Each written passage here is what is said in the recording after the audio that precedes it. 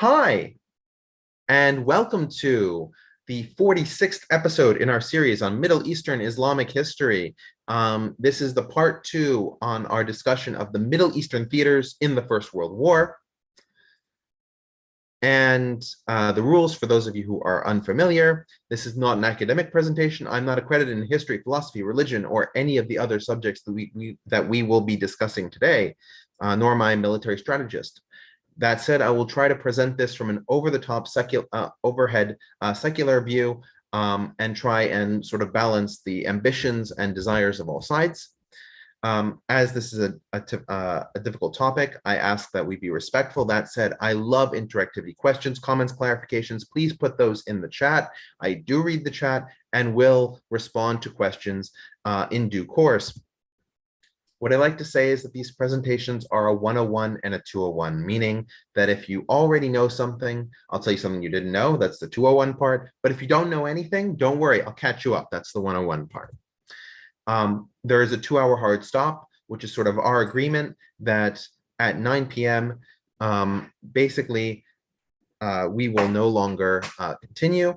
And if there are questions, comments, concerns, obviously we'll continue the discussion, but no new information will be discussed. No new slides will be presented. You're not going to miss anything. Finally, when I put dates below a person, that is their years of service in whatever role they had, be it as Prime Minister, Secretary of State, Caliph, Prince, Emir, whatever the title may be. Those are their years of service, not their years of life. And like all the other entries into this series, all 45 other entries, and all the other series that are produced together with this group at omnicarta.org, we like things like the Crusades, the European Union series, the Dead Language series, the Powerful Women series, our upcoming Yugoslavia series. All of them are going to be recorded. You can watch them later and see the trajectory of all these events that lead to the present calamities. All right. So we discussed that one of the precipitating factors really in setting the ideological tone within the Ottoman Empire was the arrival of the Muhajir, or these immigrants coming from the Balkans region, 1.5 million of them arriving in Anatolia, and really making it a sense within the Ottoman Empire that this would be a struggle on behalf of Muslims and Muslims specifically, and that so the Turkish identity became increasingly fused with a Muslim religious identity. We also saw that with the arrival of all these muhajir, you begin to see a lot of negativity towards the other minority communities. In particular, the Greek community in Anatolia, and they get hit with a number of boycotts. But it's not only boycotts. You start developing these militant groups operating in Anatolia, made of irregular soldiers, some Turkish, some Kurdish, some Circassian. And these are called chetes, modeled on the chetas that we've seen before, or chetniks, in the Balkan context, right? The Serbians and the Bulgarians both had their own chetas that they were using in the Balkan wars that we talked about in episode 40 or so. And the Turks have now copied this sort of mechanism, and they used it to attack a lot of the Greeks in the cities along the Aegean. You can see this is in the city of Phocaea, modern Foça, in Western Anatolia. And you can also see Greeks that were expelled from Ayvalık, which was another town, not exactly on the coast, but very close to the Aegean coast of Turkey. It doesn't help matters that when World War I was declared, when the Ottoman Empire entered World War I, and we talked a little bit about that entry before, that the Sheikh al-Islam, the chief Muslim scholar within the Ottoman Empire, declared that it was a jihad, a holy war against the Christian enemies of the Central Powers. And we talked about how World War I, when most people talk about it, they talk about the Western Front and to a lesser degree the Eastern Front. We're not going to talk that much about those two fronts. We definitely will talk about it to a certain degree, because there are some important aspects to it. But yeah, but our main focus is going to be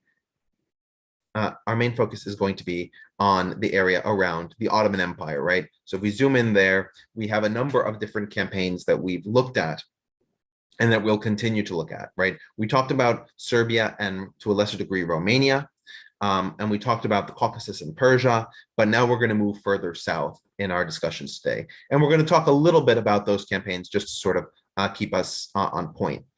But we should notice that now the Ottoman Empire has campaigns in all 5 corners of the empire, right? In the northwest, you have the attack on Gallipoli. In the northeast, you have the Caucasus Campaign. In the southeast, you have the Mesopotamian Campaign. In the southwest, you have the Palestinian and Sinai campaigns. And in the deep south, you have the Arab Revolt. So this is going to draw the resources of the Ottoman Empire to all 4 corners of the empire. And the Ottoman Empire, as we pointed out, had a significantly smaller population than both the Russian Empire and the British Empire that were being leveled against it. So this meant, from a military perspective, that the Ottomans really had to, number one, draft a higher percentage of their population as soldiers, and two, they had to be much more, I'm trying to find the right word, not intuitive, but a lot more improvisational in terms of how they were going to deploy their forces and address the situation. Of course, they also had help in the form of German lead commanders. Probably the most famous two are Liman von Sanders, who was on the Gallipoli front, and van der Goltz, who was on the Mesopotamian campaign. But these two German generals were dealing with mostly Ottoman commanders who had been field tested and trained during the Balkan Wars. In contrast to the rest of Europe, the Ottoman Empire had been in almost nonstop war for a century. And we talked about how they dealt with the Napoleonic Wars, the war with the Saudis, the war with the Qajar in Persia, the Greek War of Independence, the Russo-Turkish War, the Egyptian-Ottoman War. The Egyptian-Ottoman War was probably the most devastating for the Ottoman Empire in that Constantinople was almost taken by the Egyptians. The Crimean War, the Russo-Turkish War, the Macedonian struggle, the Hamidian massacres, the Italo-Turkish War, the First Balkan War, the Second Balkan War, and then you finally get to the First World War. So the Ottoman Empire is constantly having to rebuild and recreate its army. Never mind, of course, as we've talked about in previous discussions, that the Ottoman Empire was going through a massive set of governmental changes leading up to the First World War, right? If we look at where the empire was during Napoleon, we were talking about the Janissaries still being in power over large sections of the military, the failure to adopt modern techniques, difficulty in dealing with the Europeans in one-on-one engagements. And by the time you get to World War I, the Turks have a modernized conscription-based military using the latest weapons, some of them bought from Germany directly, some of them produced locally. In one of the cruel ironies, of course, most of the factories that produced the Ottoman weapons that would be used in World War I were manufactured or owned by Armenians. Many of them were taken over, of course, during World War I on account of the Armenian genocide, as many Armenian businesses and Greek businesses as well were confiscated from their owners and put to the Ottoman war effort by Muslims who had been only partially trained in order to serve their function. Now, we talked last time about how vast the colonial empires are, and you can see that England, the reason that Britain invades the southernmost portions of the Ottoman Empire is directly due to their logistical situation, where the Ottoman Empire sits right between their African provinces and their Indian provinces. Of course, India being the most important part of the British Empire outside of the Isles themselves, in terms of its generation of wealth and its population of taxpayers and conscripted fighters. You can also see that the Ottoman Empire is now wedged between Russia and the United Kingdom. And historically, it had been the British position to protect the Ottoman Empire against the Russians because of the ability of the Ottoman Empire to effectively safeguard the road into India. But since the Ottoman Empire had become more in the German sphere, it saw a greater possibility of alliance with Russia and therefore abandoned the Ottoman Empire close to the 1910s. As I was talking about in terms of military, despite the vastly smaller population of the Ottoman Empire relative to the British and Russian empires, you can see that the amount of men who died is only half that of Russia. It's not significantly less, meaning that the war had an immense effect, not just in terms of the genocides, which we covered in episodes 43 and 44, but it had an immense effect on the men of Muslim faith, the ones who were part of the military, as well as Christians, because Armenians and Greeks were recruited and drafted into the military since 1909. But the majority of deaths were Muslims, the majority of soldiers were Muslims, and it had a profound effect on their understanding of Turkish identity. So this was an example that I showed sort of to put it in perspective. The French had a population nearly twice as large as the Ottomans, but only lost 1.5 times what the Ottomans lost. So from the size of the empire, the French made less of a sacrifice. That's not to say that those 1.4 million French deaths are not important, but it should just give us a sense of how, if 1.4 million deaths shook France the way that it did, then these 800,000 military casualties on the Ottoman side would have that effect as well. I also want to point out, as I did last time, that 4.2 million civilian number includes the Armenian, Assyrian, and Greek genocides, which is about half that number. The other half are Muslim civilians. And we talked about last time, for example, on the Caucasus front, that you had Russians massacring large numbers of civilian Turks near the Chorov River. You have all kinds of recriminations by Armenian militias in the countryside. And so large numbers of Muslim Turkish civilians were dying in the war from these attacks. They were also dying because of the collapse of the internal economy, as we addressed in episode 44, when large numbers of peasants, right, because a number of the Armenians and Greeks were peasants in the countryside, not all of them were wealthy bankers. When these people were eliminated, large amounts of grain that should have been planted never got planted. And so there was mass famine throughout the country, which also led to large numbers of civilian deaths.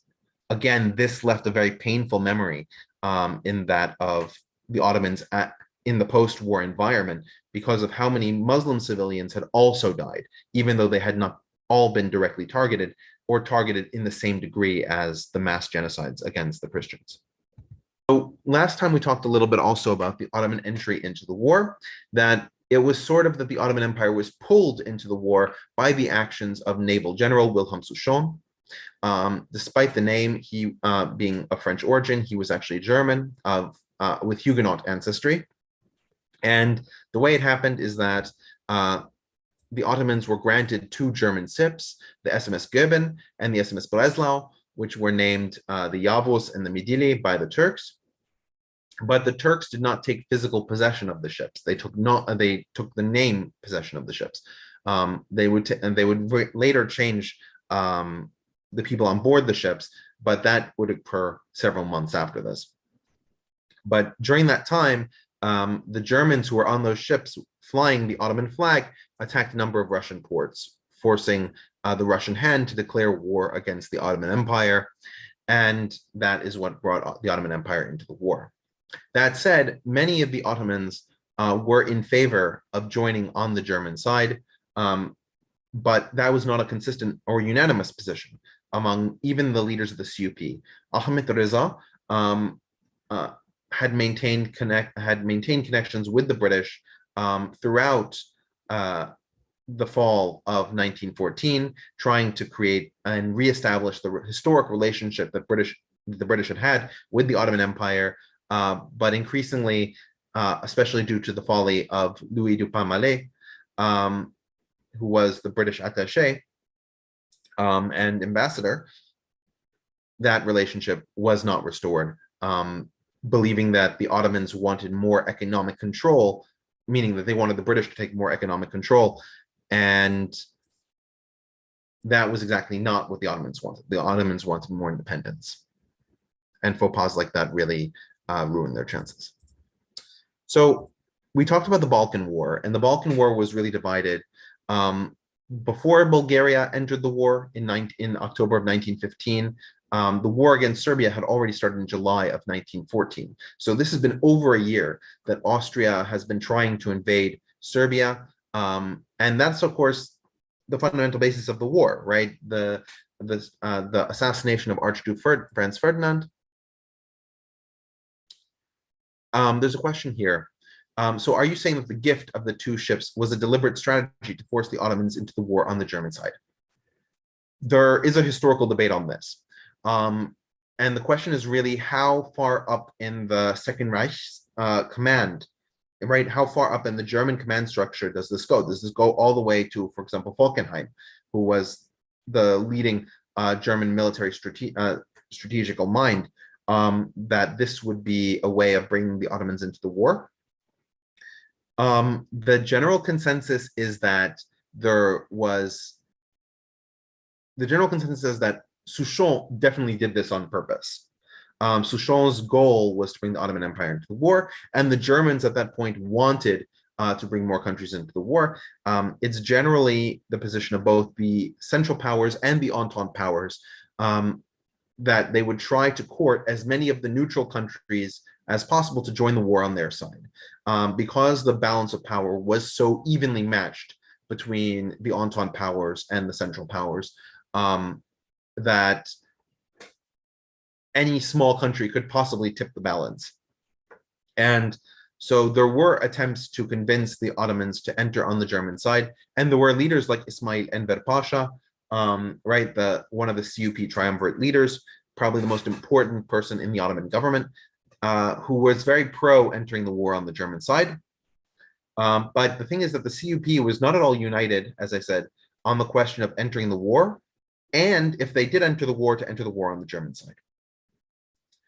As I said, the British position became less and less tenable as time went on, but the Germans knew that something would need to pressure the Ottomans into the war, and for that moment, the Russians hadn't pressed any advantage in the Caucasus. But it's debated whether or not it was a top-down order or it was Souchon acting individually. I hope that answers the question. So the war in Serbia, as I said, could be divided into those sort of two partitions, before Bulgaria's entry and after Bulgaria's entry. So from the middle of 1914 until October of 1915, the Austrians, despite having a significantly larger military, could not make heads or tails in terms of invading Serbia. The Serbians had effectively defended their country, and despite successive waves of Austrian invasion, they couldn't do it. Now, to be fair, Austria couldn't devote their entire military to a Serbian invasion because they had to deal with the Russians on their eastern flank. That said, on their eastern flank, they were being supported by the Germans. So they had more troops than they would have had otherwise to deal with the Serbians. Despite that, the Serbians kept fighting, and the Austrians basically gave up on winning over Serbia by midway through 1915. At this point, the Central Powers and the Entente Powers were courting Bulgaria for entry into the war. And basically, Bulgaria's aims had been the same aims as during the Second Balkan War, which is that they wanted to recover the territory that they felt was rightfully theirs, but stolen by the Serbs and stolen by the Greeks. Now, the Greeks were still a neutral party in the war at this point, but the Central Powers guaranteed that if Bulgaria entered the war on their side, they could recover territory from Serbia. Of course, the Entente Powers couldn't guarantee that since Serbia was already declared on the Entente side. When the Bulgarians invaded on the on the eastern side of Serbia, and the Austro-Hungarians were able to invade from the north in a joint invasion, they were able to overwhelm the Serbian military and take over the entire country. they partitioned the country of Serbia in two, with the Bulgarians taking the eastern part of Serbia, a part which they had considered their historic territory, and the Austro-Hungarians taking the western part. Now, many of the areas in the Bulgarian-controlled regions were believed by Bulgarians to be part of Bulgaria, in that the majority of the speakers spoke a Southern Slavic language closer to Bulgarian than they did to Serbian. And of course, we've discussed a lot of this when we talked about Bulgarian nationalism and all of those internecine conflicts. This is the area of North Macedonia, or Vardar, Macedonia. So you end up with a situation where you have the Serbians who were operating in a lot of these territories, not just in Vardar, because of course the Bulgarian occupation extends further north, but also in Serbia proper. And you have large-scale ethnic cleansing going on by the Bulgarians against the Serbians, as well as corresponding atrocities by the Austro-Hungarians against the Serbians in response to the assassination of Archduke Franz Ferdinand. As I mentioned last time, the World War I is responsible for a death of 1/3 of the Serbian population. That's not 1/3 of soldiers, it's 1/3 of the entire population. And the soldiers fled through Albania before arriving at the island of Corfu. And we're going to talk a little bit more about that later. Greece finally enters the war in 1917, and they end up on the Entente side, but it was a very close call because Eleftherios Venizelos, who was the prime minister of Greece, was pro-Entente, but the king of Greece, Constantine I, was pro-German. In fact, his cousin was Kaiser Wilhelm. So he had kept the country out of the war because while most people supported the Entente within Greece, the king didn't want to go to war against his cousin. Eleftherios Venizelos finally ejected the king, forced him into exile, and declared Greece as being an Entente power. That resulted in a change in the balance of power, but it didn't happen immediately. The Bulgarians were able, in Operation Struma, to invade the northern part of Greece that had been historically under Venizelos' direct control. And one of the ironies of the war is that after this Operation Struma in August of 1916, Bulgaria had taken all of the borders that they wanted under their maximalist claims. If Bulgaria could have walked out of the war right then,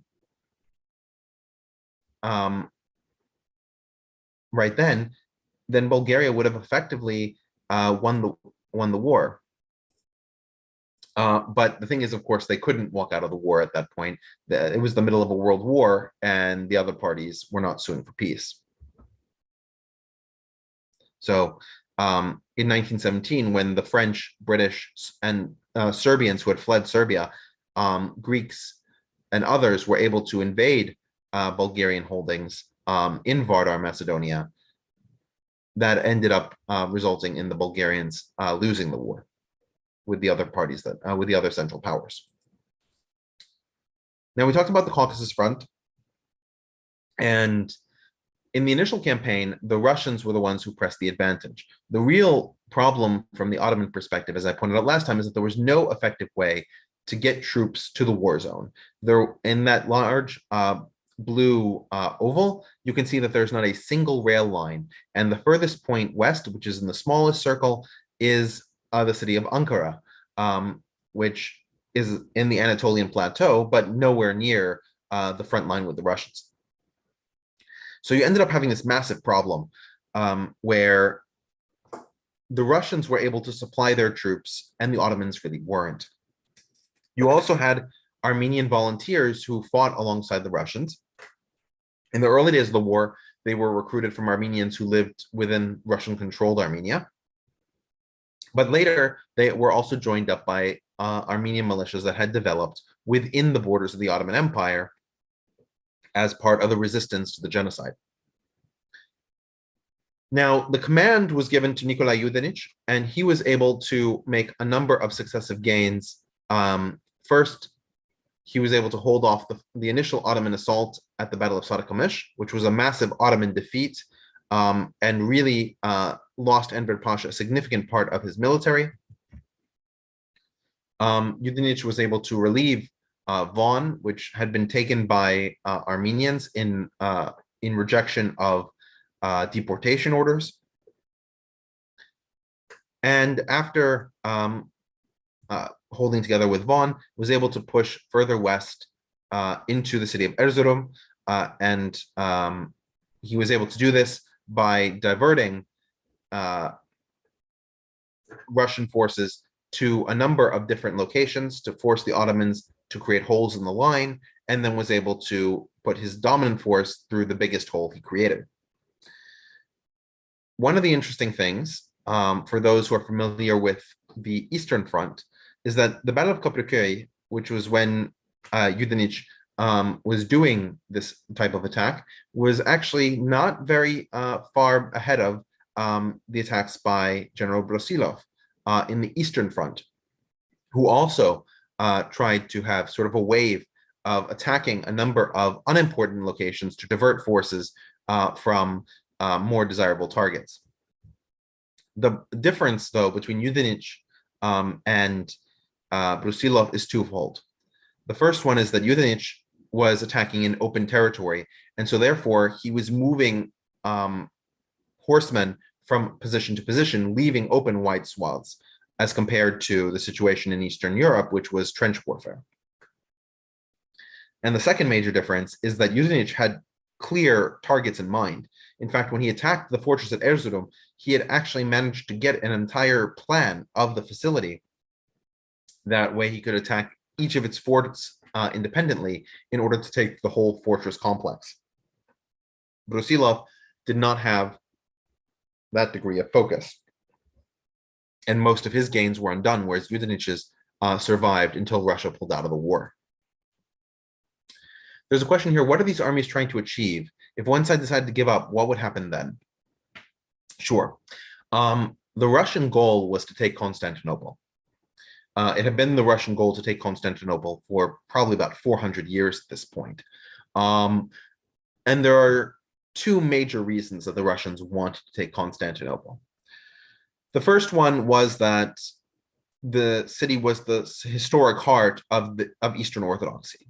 And Russia, as an Eastern Orthodox power, would consider control of Constantinople legitimation of the Orthodox Church in Russia.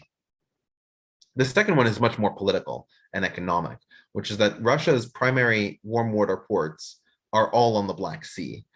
And in order to sell goods or to transport Russians out of the Black Sea region, you need to go through Constantinople. And so control of the straits was critical for Russians in terms of their ultimate goals of becoming a world power, which to a strong extent they already were, but this would secure it in a way that the straits couldn't simply be closed to them. And so that's what the Russians were pushing for. In fact, had the supply lines not been an issue, right? Because remember, the Ottomans had no rail in that region, which meant that when the Russians conquered it, the Russians didn't have any rail in that region either. So supplying the troops who had made it all the way to the front was incredibly difficult. The logistics train would have been enormous. And the Russians simply didn't have the resources and technical skill to manage it effectively. They were doing as best they could. If the Ottomans won the war, which is sort of difficult to imagine, well, after the Russians fell, the Ottomans did have a very strong position. If the Ottomans had been able to win the war in the Caucasus, their goal would have been likely to annex the southern Caucasus to the Ottoman Empire. We're talking about Georgia, Armenia, Azerbaijan, to create a Turkish belt that would go all the way from the Aegean to the Caspian Sea. They would likely have also tried to bring, either under their direct control or as a buffer state with strong loyalties to them, the northern Caucasus. So we're talking about regions like Dagestan, Ingushetia, Chechnya. These sort of places had dissented against the Russians for over 50 years. If we remember, we talked about the Circassian genocide, right? And there was also numerous massacres against the Dagestanis, the Ingushetians, the Chechenians, all of these groups, because of their A, Muslim heritage, and B, resistance to Russian occupation. And the Ottomans had a natural link, both religiously and historically, to those populations, having received many of them when fleeing persecution. So the Ottoman Empire would have positioned itself as a Caucasian power if they were able to defeat the Russians in that territory.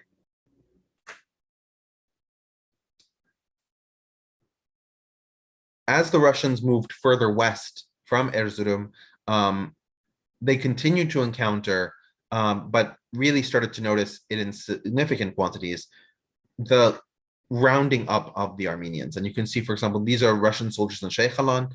This was one of the first pictures that they published, demonstrating the massacres of the Armenians that were taking place. As you get further and further west in the Ottoman Empire, those become the concentration zones in which the Armenian genocide occurred, because you would have marches from small villages to large towns to larger towns to cities, and then from cities down to Deir ez-Zor in Syria. So those agglomeration points typically tended to be where massacres took place.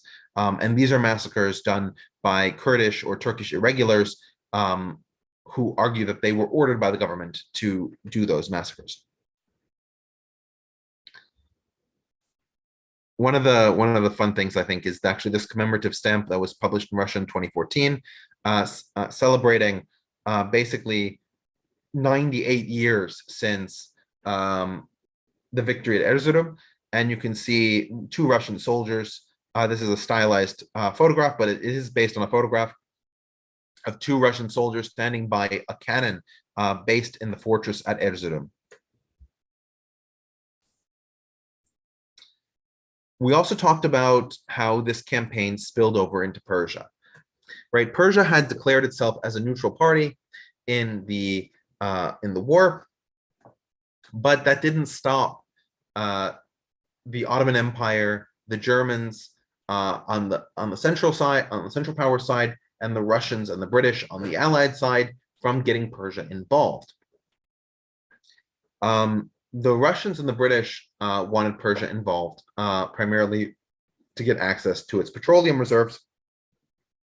And the Germans and Ottomans wanted involvement because on the Ottoman side, because of the large Turkic-speaking population in northwestern Iran, these are what are called the Iranian Azerbaijanis.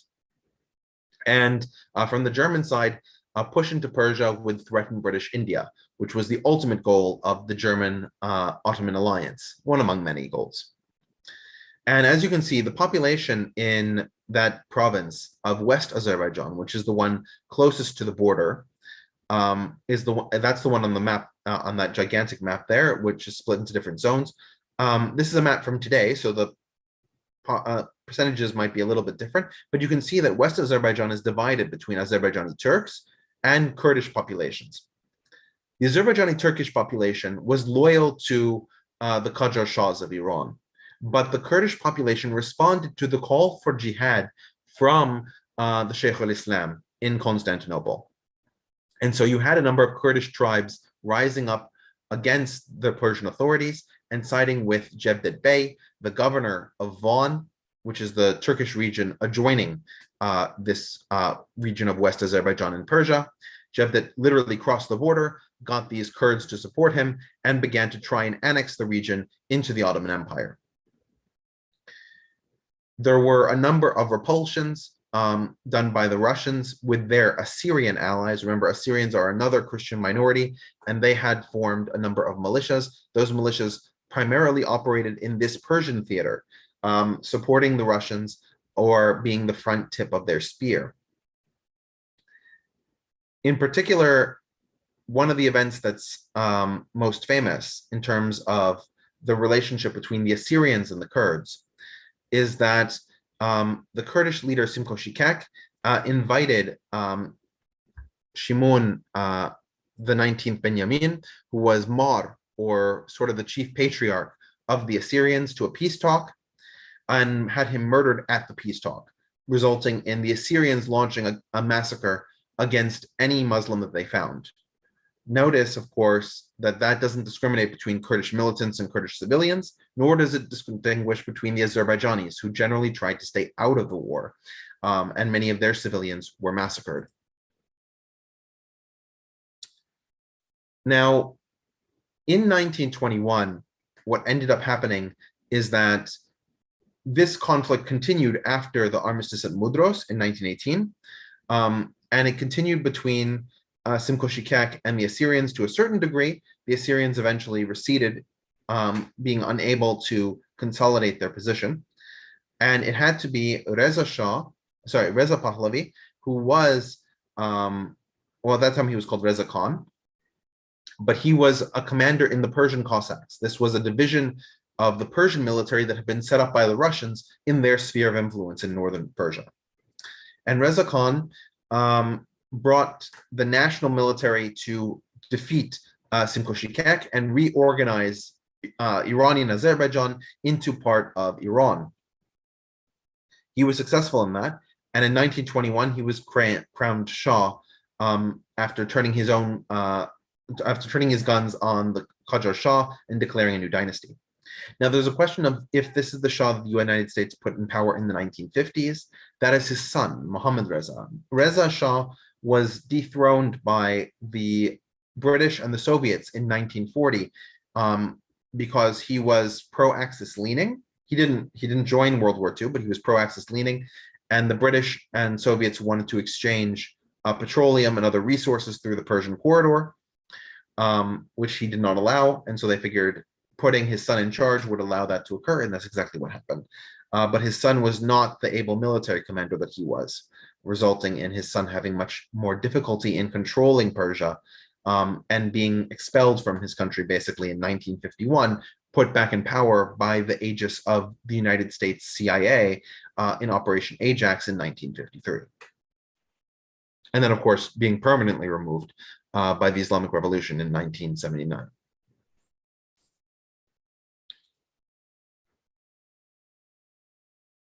The question is, why wasn't the son called Reza Shah II? Because, the son was just named Muhammad.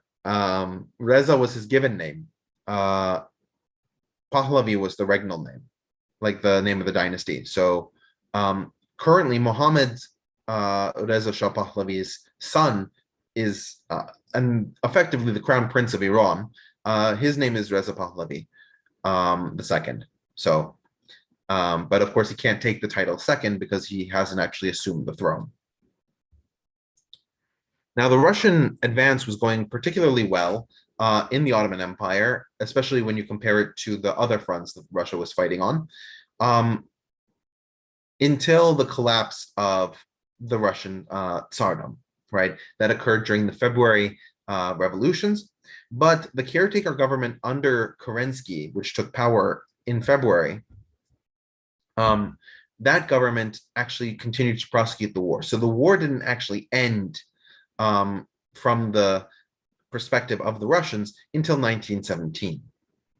And it was in October of 1917 when the Bolsheviks and Mensheviks took power in the October Revolution that the Soviet Union really pulled at what became the Russian Civil War really took place at that point. And Russia signed the Treaty of Brest-Litovsk and abandoned its conquests in the Ottoman Empire. Of course, that meant that the Armenians would have to fight for themselves. And we're going to cover a lot of that fight a lot of that fight and the results of that in the Caucasian Wars that we'll discuss in 3 weeks. Now, the Treaty of Brest-Litovsk that was signed in March of 1918 by the Russians ceded a significant amount of territory to the Central Powers, including significant parts of Transcaucasia and, of course, all of the territories of the Ottoman Empire and Persia. You can see sort of colored there a little bit yellowish or orangish, that had been under Russian control as a result of both the Caucasian Campaign and the Persian Campaign. And again, we'll talk about this when we talk about the Caucasian Wars. The Ottomans were not a good match for the Russians. but they were more than a match for the Armenian irregulars, who had been defending the Russian positions as soon as the Russians fell back. And accordingly, the Turks were able to make a number of quick gains, pushing themselves all the way to the city of Baku. Now, it's worth pointing out that because of the mountainous nature of the Caucasus, the Turks did not advance in a straight line.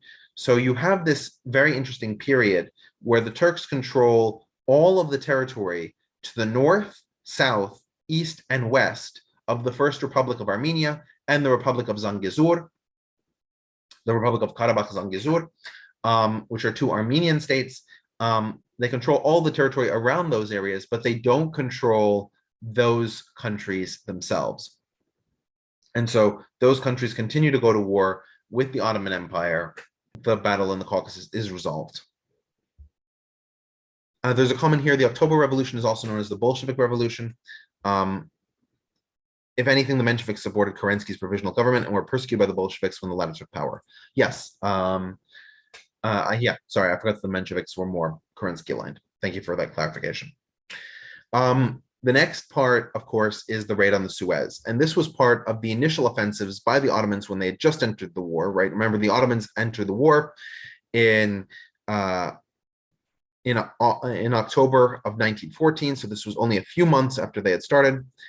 They decided to launch a raid on the Suez. And you can see from the map on the lower left-hand side, the green line is the border between the Ottoman Empire and British-controlled Egypt on the start of the war. The Ottoman forces moved further west, capturing the city of Al Arish before moving towards the canal. In fact, they even made it to the canal, but the British were able to push them back.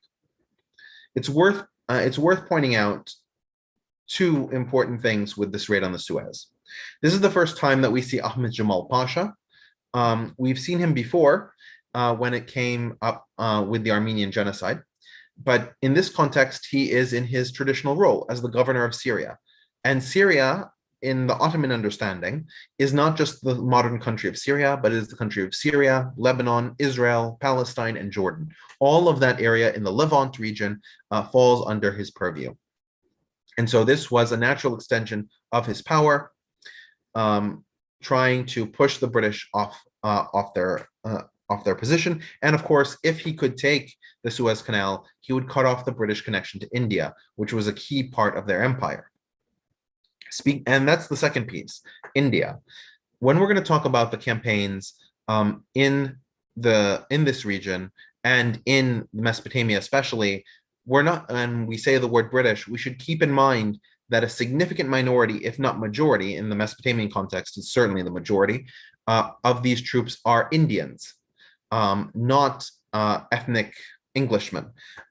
They're fighting under the British Crown. They're responding to British officers, but these are Indian soldiers from various regions of India, many of them Muslims. And so one of the ironies, of course, is that the Ottoman Empire is undone by what is effectively the largest Muslim empire in the world, which is the British Empire, right? In terms of the number of Muslims contained within its borders, the British Empire had more Muslims than any other country on earth. And you can see, if you look at this picture in the foreground, you have the Hertfordshire Yeomanry, which of course is a British division. And if you look in the back, you can see the Bikaner Camel Corps. Bikaner is of course a region in India, and the Bikaner Camel Corps are Indians astride camels. We should also discuss the Mesopotamian campaign, or at least its beginnings. So the first thing to realize is that the British needed to come ashore.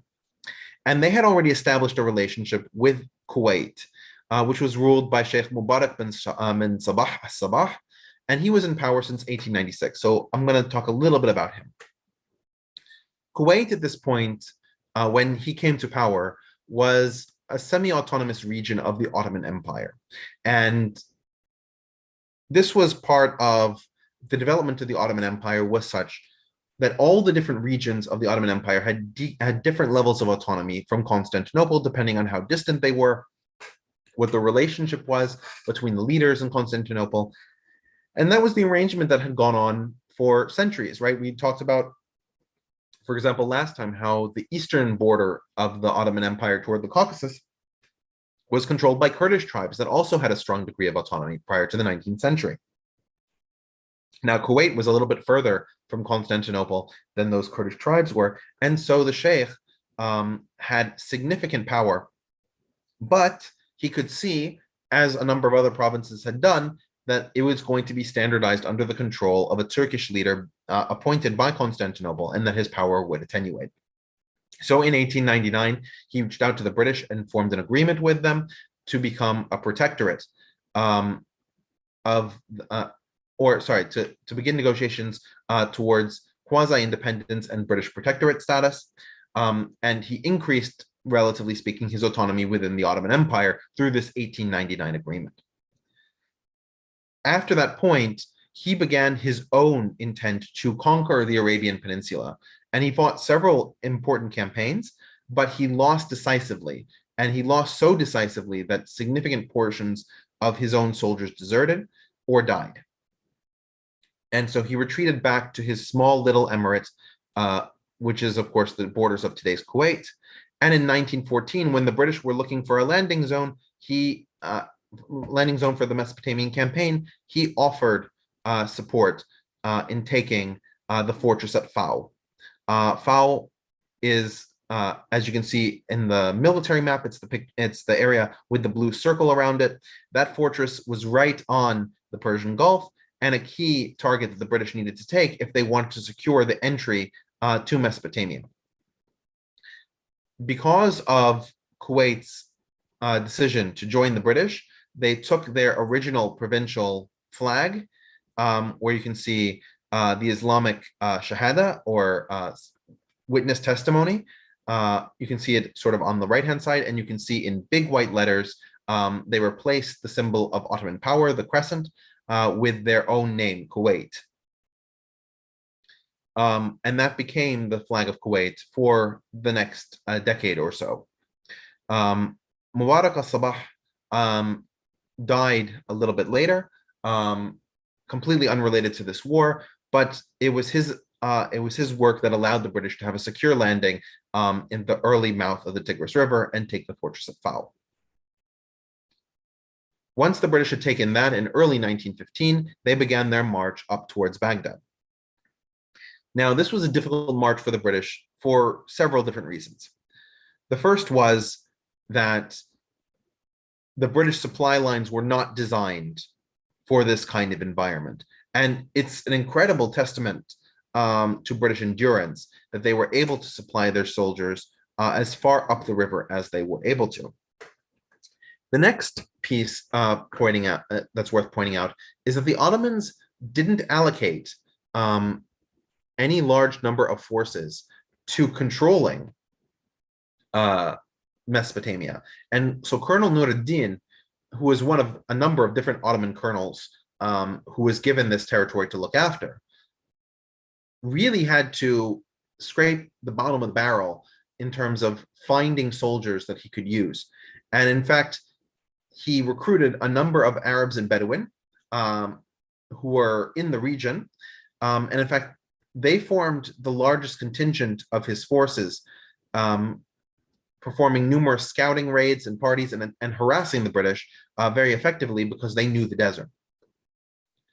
I think this also underscores one of the failures that the British had prior to the war. They had set up what was called the Bureau on Arab Affairs in Cairo, and the Bureau of Arab Affairs was tasked with understanding what the mindset was of the people in the Middle East and determining the effective methods of invasion and subjugation. The perspective of the Bureau of Arab Affairs was that the majority of Arabs were very angry with Turkish rule, and that if the British provided them support, that they would rebel. Something similar to what happened with Kuwait, right? Where Kuwait was really looking for British support to drive a wedge between them and Ottoman control. But they had grossly underestimated the difference between Arab political elites like Mubarak al-Sabah and the local Arab population, many of whom the Ottoman Empire was the only empire they had ever known, and it was an Islamically compliant empire that they had served for generations. And so they didn't see why they should abandon this natural state of alliance. So the British begin to march further up the river, and they finally take the city of Ctesiphon. For those of you who are familiar with episode 5 and 6 in this series, episodes 2 and 5 in the series, Ctesiphon was the capital of the Sassanid Persian Empire centuries and centuries ago. At this point, it's a small city in the desert. And while Ctesiphon was taken successfully, the British supply train issue made it that the British had to retreat further back in the desert before they could prepare their approach to Baghdad. And that was when they landed at Kut al-Amara, which was a fortress that they took and used as their defensive position. Now, Kut al-Amara is unique because it's in an oxbow of the Tigris River. So it's surrounded on 3 sides by the river, and the southern side is accessible by land. It was at this point that Nur ad-Din ordered his Ottoman troops to encircle the position at Kut al-Amara and besiege the city. The British called for aid and relief efforts, and a number of them were sent from the Persian Gulf, marching up to deal with this, but each one of those was harried by a number of German-led Bedouin assaults. After 147 days of siege, under heavy Turkish bombardment and repeated harassment from the Arab Bedouins aligned with the Ottoman Turks, the British gave in. Van der Goltz, who was the German commander, also gave in, but he gave in to dysentery. So he wasn't taken prisoner. The British, however, were. And when I say the British, again, I'm talking about a majority force being Indians. It's believed that roughly 70% of the British force that marched to Kut al-Amara, that defended the position, were Indians. When there's a question of if this is where T.E. Lawrence enters the picture. It is not. T.E. Lawrence has really nothing to do with the Mesopotamian campaign. He'll have a little bit later, but not at this point. And the British were captured at Kut al-Amara, and they were marched as prisoners by Jamal Pasha to Aleppo. Right? Jamal Pasha was governor of Syria, and he was the one who ordered them to be marched from Baghdad Vilayet, which was the province that Kut al-Amara was in, to Dimashq Vilayet, Halab Vilayet, the Aleppo region. And the march in the desert was grueling. It's been compared in many circles to the Bataan Death March in World War II. 50% of Indians who were marched died. 70% of Englishmen who were marched died. And Colonel Townsend, who was the British leader at Kut al-Amara, though was spared this treatment and put in a cage in an area very close to Constantinople, where he sat out the majority of the war. Now, and that's why, for example, you can see those Indian POWs. That picture was taken after the march, when they were recovered. They had still not, even though they were recovered by the British, they had still not physically recovered from the abuse at the hands of the Ottomans. The defeat at Kut al-Amara has been considered one of the worst British defeats in the history of the empire. And during the war, the Germans made a lot of fun of the British losses here. You can see the cartoon of the Turk proudly holding his flag, and the British lion cut up in pieces, walking away, crying, because he'd been tamed, right? You can see the lion taming apparatus in the Turk's hands. He'd been tamed successfully by the Turk and had been put down.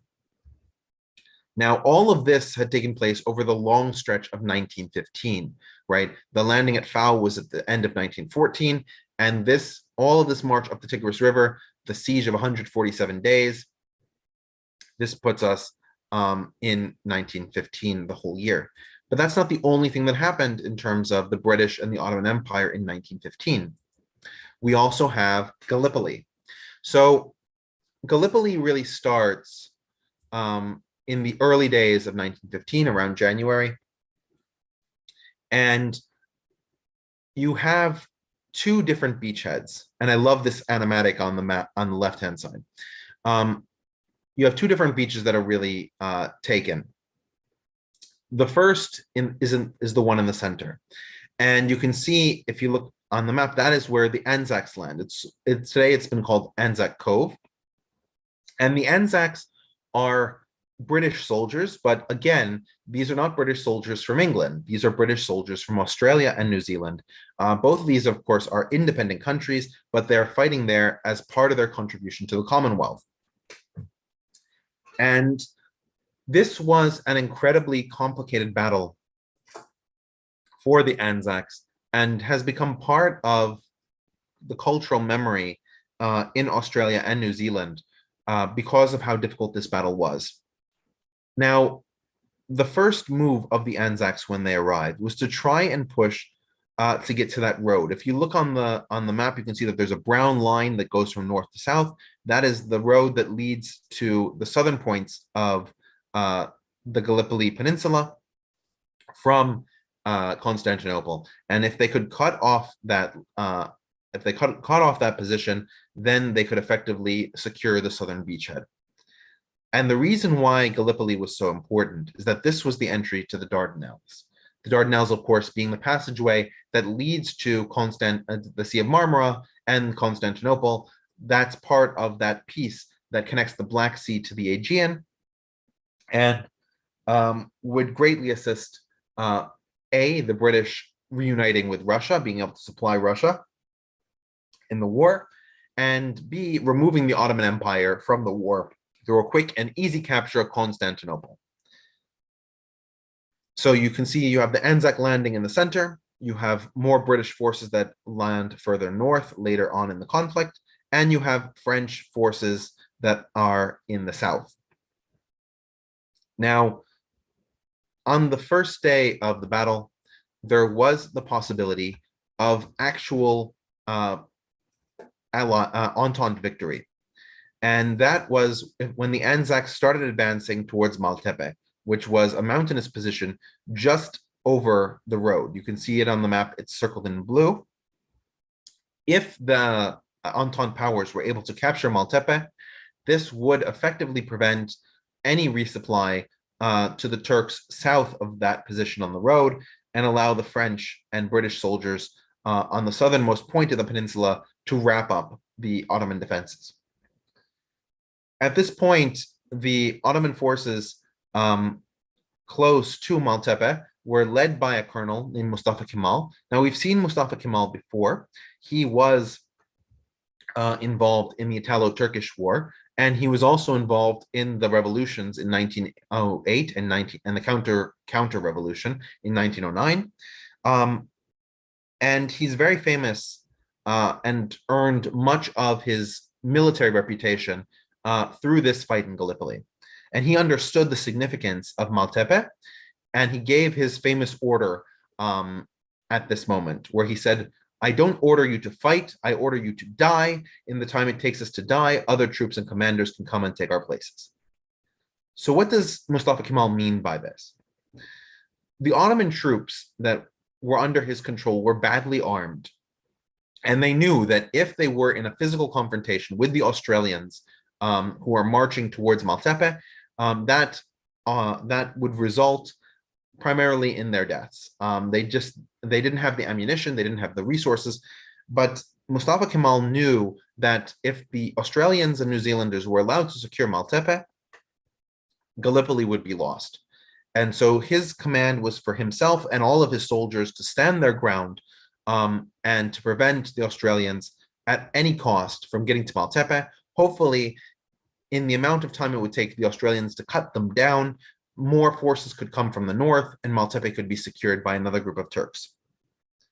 It didn't even come to that, though. The Australians saw the Turks advancing and holding their position rather than retreating, and decided to settle down and build trenches, believing that they'd secured more land than they had expected, given, of course, what the Western Front looked like, and were willing to fight it out with trench warfare. This, of course, was a massive mistake. If they had taken Maltepe that day, that would have ended the Gallipoli campaign. Instead, it took an entire year and no major gains were made. Mustafa Kemal, because of this famous speech, bringing the Turks into a position where they would defend the territory, even at the cost of their lives, in what could be a sacrifice for the homeland, earned him the title Ghazi, meaning fighter. And one of the interesting things, right, is if you look at those who are more conservative on the Turkish political spectrum today, those who are more religious especially, they generally don't refer to Mustafa Kemal as Ataturk. They usually refer to him as Ghazi Mustafa Kemal. And they do this in recognition of his military success, but while undercutting his diplomatic success and his presidential control of Turkey, which they consider to be a fall from the Ottoman more religious state. Now, one of the things that I wanted to add is that if we look at the southern beachhead, right, the Anzacs were at the middle beachhead, but if we look at the southern beachhead, we had a mix of British and French soldiers. Now, those British and French soldiers, the British side were English. The French side were not, strictly speaking, European French. They were what were called tirailleurs mixtes, or bataillons mixtes, or mixed battalions. And the mixed battalions were made of a combination of white French soldiers with what were called the tirailleurs sénégalais, or the Senegalese sharpshooters, I guess. Now, even though they have the title Senegalese, they don't necessarily come from the modern territory of Senegal. Some of them obviously did come from Senegal. Some of them came from what's today the country of Mauritania. Some of them come from Mali. Some of them come from other French colonies in Africa. And this is actually a picture of several tirailleurs Senegalais in Gallipoli, fighting on behalf of the French Empire. And as I said, it's one of the things that I find really saddening, is that very rarely do we see a discussion of how this was actually a world war. These were Africans fighting for France in Asia. It doesn't get much more global than that. Another piece that is often left out of the Anzac mythology towards Gallipoli is the contribution of indigenous Australians. There are no pictures of the indigenous Australians who served in Gallipoli. We do have some pictures of those that served in the Western Front, because Anzacs were also deployed to the Western Front. The difference, of course, is that at Gallipoli, they had their own command, and because they fought the battle on their own for nearly a year, it developed the sense in Australia that Australians actually had a national spirit and a national fire. Because Australia never had to win its independence. In 1901, it basically signed a treaty with the United Kingdom and just got independence. New Zealand did the same a few years later. And so both Australia and New Zealand had this sort of sense of, are we really nations? Have we really fought for our independence, or are we just sort of created by these treaties? And Gallipoli really ensured for them the idea that they were actually a competent nation, and that they could prosecute their own affairs. But back to the indigenous Australians. Australia at this point in time was an incredibly racist country, where the indigenous Australians are concerned. Also where East Asians are concerned, but indigenous Australians are even worse.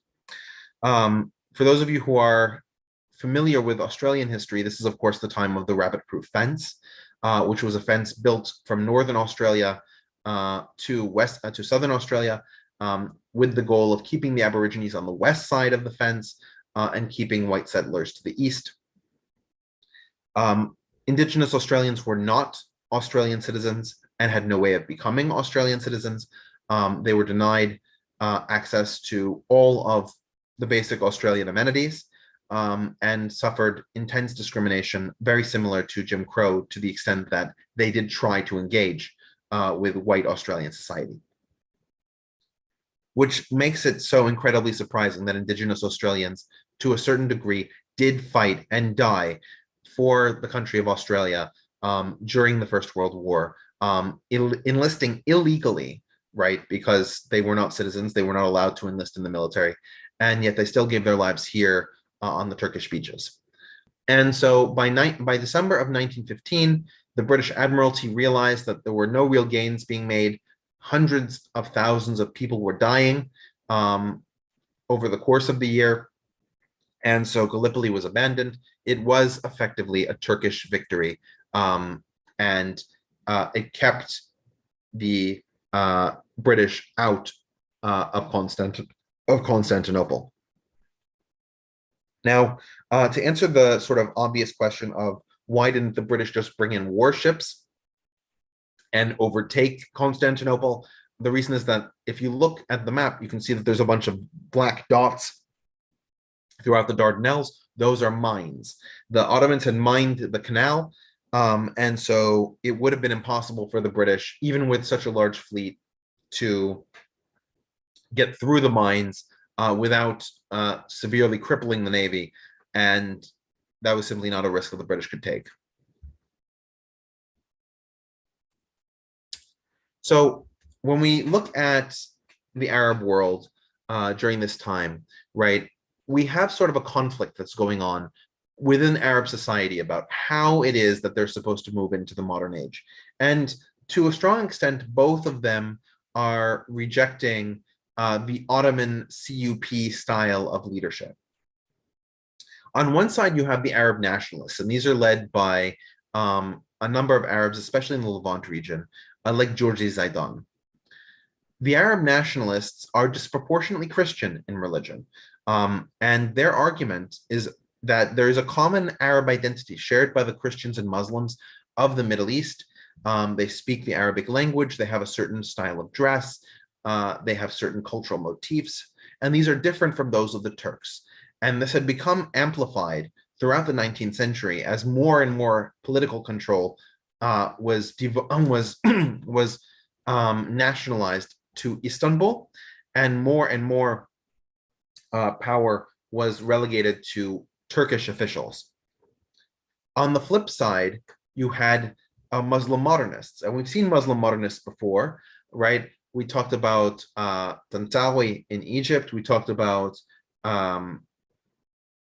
Namik Kemal in the Ottoman Empire, and we've talked about Jamal ad-Din Afghani in the Qajar dynasty. The Muslim modernists were those who believed that there was a compatibility between Islam and science, and that the modern Western world could be something that was Islamically legitimate. It just had to come from a spiritual place promulgated by Muslims. In fact, Muhammad Abduh, who's probably the most famous Muslim nationalist, Muslim modernist in the Arab sphere at this time, is famous for his quotes, "When I went to the West, I saw Islam but no Muslims. When I came to the Muslim world, I saw Muslims but no Islam," meaning that the West was spiritual, technologically ascendant, producing literature and modern things, and all these modern things are part of what Islam should be in sort of a rich modern sense. But of course, the people there are Christian; they're not Muslim. And when he returned to the Muslim world, he saw a bunch of Muslims, but they're not expressing themselves in that very modern way. And so he saw Islam but no Muslims in the West, and Muslims but no Islam in the East. This period of this ideological fight between the Arab nationalists on one side and the Muslim modernists on the other is what's called the Nahda, or the Renaissance period, because it was the first time in hundreds of years that Arabs began to have a political consciousness of their own.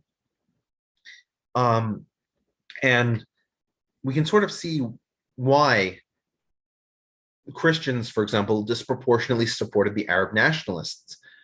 despite Muhammad Abduh having an incredibly positive relationship with Christians and arguing against negative actions that were taken against Christians throughout in Egypt, for example, he was there during the Urabi Revolt in 1879, and there were numerous targeted attacks against Christians during that time. He stood up for the Christian community of Egypt, the Copts, against the Muslim mobs. And it has historically been the position of Muslim modernists that the diversity in the Islamic world is what's condoned by Islam, right? Islam gives protection to the people of the book. So now it's debatable whether or not he would have extended this tolerance to other religions, like the Baha'i, and there's conflicting evidence about his position on the Baha'i. But Christians were while Christians could accept Muhammad Abduh's view, they were afraid of where Muslim modernism could lead. And the Ottoman Empire was already demonstrating what a view of Muslim identity being a political marker could do to the Christian minorities. And so Christians in the Arab world overwhelmingly supported and were the leading thought leaders, especially if they came from the Greek Orthodox Church, of the Arab nationalist movement. Right? You have Georgi Zaidan, Anton Saadeh, and a number of others who are leading on the Christian side, Michel Aflaq, the Christian side, for the creation of an Arab nationalist identity. Within the Ottoman Empire, of course, both of these groups are unacceptable. Ahmed Jamal Pasha, to the best of his ability, murdered as many Arab nationalists and Muslim modernists as he could find within his territory. This is a picture of him in Marja Square, which is an area of Damascus, and he hung Arab nationalists who have since been called the Syrian martyrs. They were fighting for an Arab Syria, and among Arabs, Ahmed Jamal has gotten the nickname As-Safah, meaning the bloodletter or the blood spiller, because of how many Arab nationalists he butchered, in addition to his position on the Armenian genocide. Now, one other thing to talk about is that there were organizations designed to promote the creation of Arab governance, and these, of course, were organized outside of the Middle East. They were organized primarily in Paris, and one of them is the Jamiat al-Arabiya al-Fatat, often known as al-Fatat, meaning the organization, the Youth Arab Organization, and they were the ones who proposed this flag for an Arab Renaissance, an Arab new cultural and identitarian development. So we now get to where the Arab Revolt really starts, and that's with the Sharif of Mecca. Now you can see the map of Arabia in 1914. The Sharif of Mecca is sitting well within the territory of the Vilayat of Hijaz toward the south of it.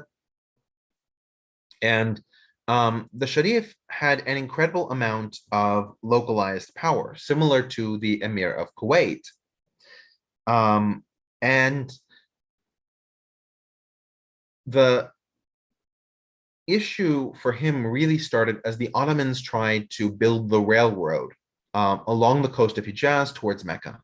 Now, historically, the Sharif of Mecca was capable of extracting a lot of wealth from helping caravans of people move from the city of Jeddah along the coast to Mecca in order to perform the Hajj. Now, the creation of a railroad that would directly connect Mecca with the other areas in the Levant and through that to Constantinople would effectively undercut this business. And so the Sharif of Mecca was deciding whether or not he wanted to remain in alliance with the Ottomans, or whether or not he would cast his lot a different way. And so we end up having the Sharif of Mecca entering into correspondence. The Sharif of Mecca's name was Hussein al-Hashimi. Hussein al-Hashimi. And he entered correspondence with Lieutenant Colonel Sir Vincent Arthur Henry McMahon. McMahon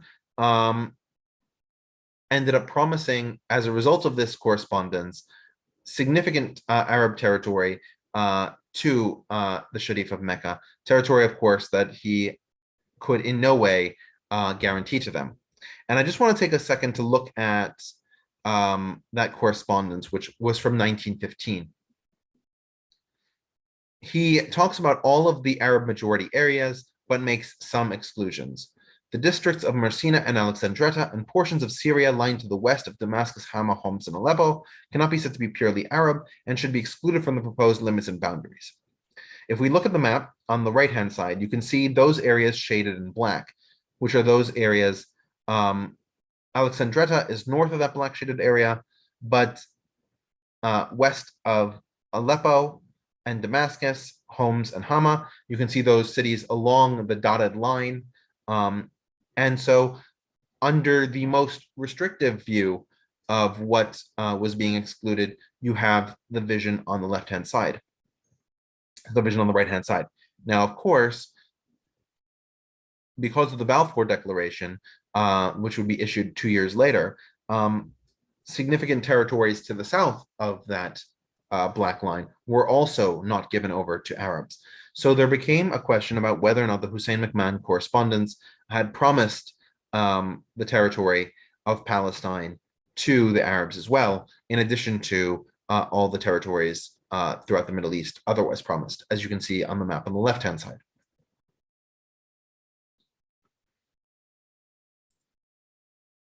Now, the Hussein McMahon correspondence wasn't only about the possibility of the Sharif of Mecca becoming an Arab leader over the entire Middle East. There were other requirements. Sharif Hussein would need to come out against the Ottoman Empire. He would need to lead an Arab revolt that would push Ottoman troops away, and accordingly, the British would promote this development.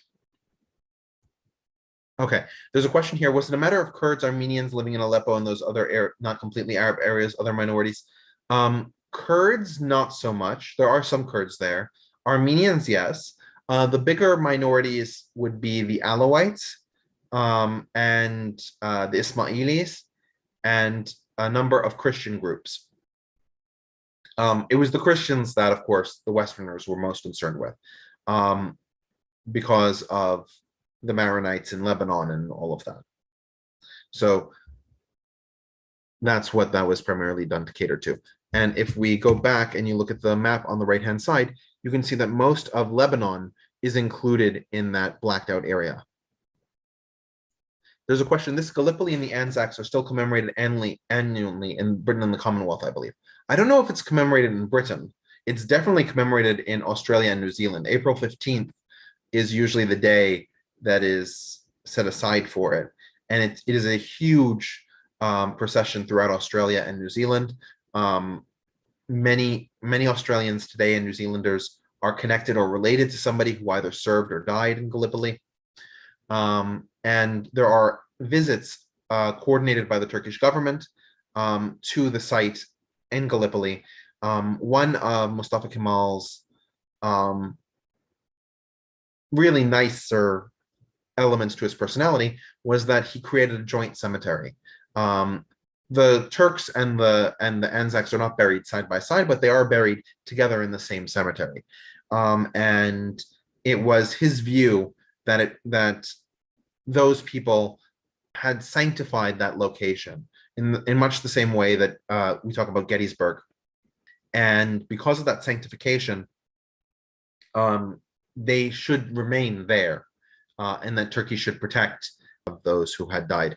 There are debate. There's the Johnny and Mehmet's comment quote. I'm not going to repeat it here because there are different views about whether it's a proper attribution or not. But it was Mustafa Kemal's view that those who died should be at peace in Turkey. I have another comment here. There's actually a great song about the Australian commemoration at Gallipoli, and the band played Waltzing Matilda. Yeah, it's a very famous Australian song, and I would encourage you to listen to it if you're interested in the Anzac history. The Arab Revolt was not very big.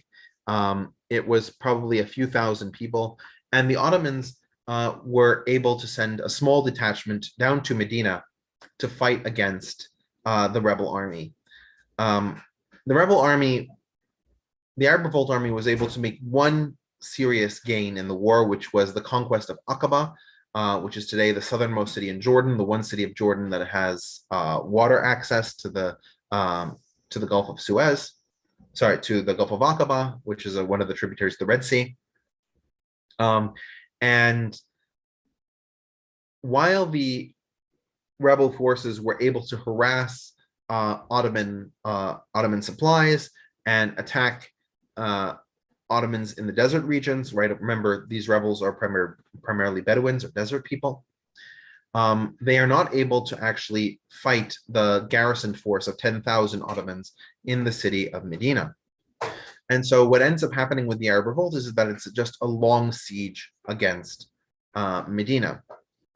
Now, there was a debate in the British government about what to do. At this point, T.E. Lawrence had been seen as the primary attaché to Sharif Hussein to coordinate the Arab Revolt and his son's leadership of the Arab Revolt. Now, T.E. Lawrence made it clear, as did a number of other British leaders, that more forces were necessary, but it wasn't necessarily the best idea for the British to send them. In fact, the governor of India also sent a message saying that if British troops were in the vicinity of Mecca and Medina, being Christian, it could prompt a revolution within India, given the amount of Muslim subjects the British had there. So the British actually reached out to the French, and the French brought in General Edouard Bremont, who you can see in the upper left-hand side, and Bremont led an expeditionary force made up almost exclusively of Muslims. Almost all of these were a combination of Zouaves, which were from Algeria, and from sub-Saharan Africans. But the expeditionary force was actually not the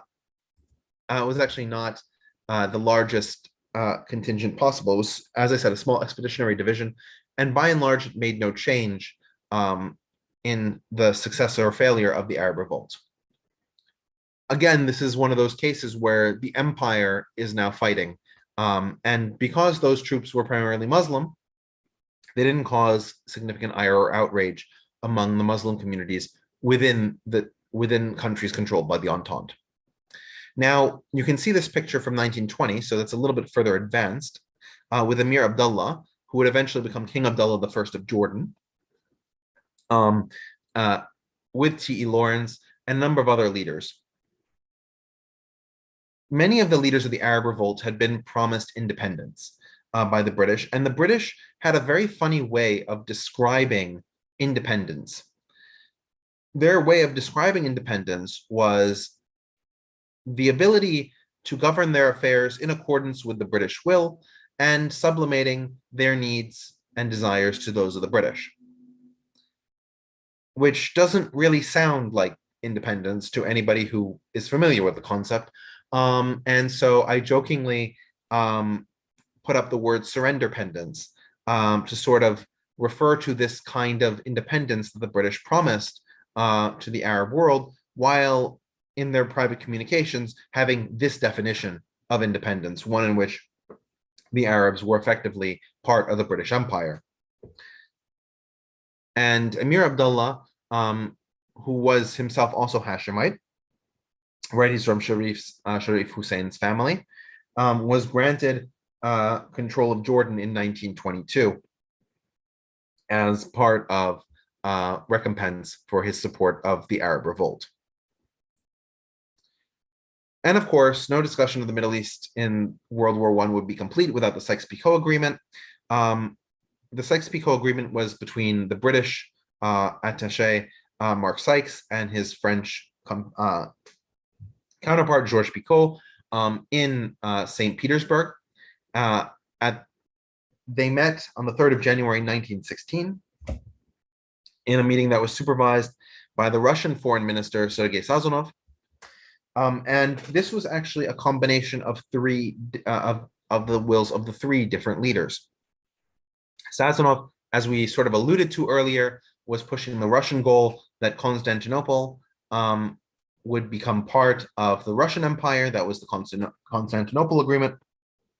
Remember, of course, in January of 1916, this is the same time as Yudenich is working on his Köprüköy offensive, his Erzurum offensive. And so it looked like Russians would be a key part in resolving the situation with the Ottoman Empire. And the British and French divided the territory into zones that they wanted to occupy. The motivations for each group were different. The French had a historic relationship with the Maronites of Lebanon. We talked a little bit about that in episode 37, where we talked about the French supporting the Maronites against the Druze in the Lebanese Civil War of 1860. They also supported the Maronites more generally in terms of education, in terms of economic developments. And so the French felt that cultural connection to Lebanon and Greater Syria. The British had two parallel aims in terms of the territory that they wanted. In terms of Mesopotamia, they wanted direct control over areas where oil could be extrapolated. Could be extracted. And so those areas came under direct British control. They also had a lot of the British commanders were very devout Protestants, and they saw Israel, Palestine as the Holy Land, and accordingly they wanted it under their control because of its religious value. But of course, the fact that the agreement was made doesn't mean that it could actively be enforced. The only way that could happen is if the British actually controlled those territories. And so starting in 1917, after a 2-year break following basically a year and a half break after following the Kut al-Amara defeat, we begin to have a march up the Tigris River with the goal of securing Baghdad. And this is led by General Stanley Maude. And Stanley Maude, similar to Townsend, is controlling a majority Indian force. You can see the British Indians are examining a Turkish howitzer, and Baghdad was finally taken in March of 1917. Maude launched a number of successful attacks then in the north against Kirkuk and Mosul, and by the end of 1917, he basically had the Ottomans on the run in terms of controlling Mesopotamia. But just because the British were able to secure it physically doesn't mean that they were able to secure it in terms of governance. And that's really where Gertrude Bell comes in. Gertrude, it was an incredible scholar of Arab and Bedouin culture more generally. Bedouin and Arab culture more generally. And she was an astute person when it came to understanding the region. Arguably, T.E. Lawrence copied more of her notes than she did of his, which really gives an idea of where she stands. Of course, as a woman, he was believed more than she was, but the Arabs that she had spent time with respected her and even called her Bel Khatun. Khatun, of course, being a Turkish title meaning madam. She was responsible for sitting down with a number of different Arab tribes and negotiating alliances between them and the British, as well as pacifying the city of Baghdad. And eventually, when Faisal would become king of Baghdad, she was one of his lead political attachés, giving him clear guidance in terms of how to rule over the country of Iraq. Bell was also probably the most important person in designing the shape of Iraq. She believed that putting the Kurds, Sunnis, and Shiites in the same country would require a king to balance the interests of all those different groups and therefore lead to greater peace and stability. Of course, with hindsight, we know that that's not the case, but that was her belief in terms of how to best govern Iraq.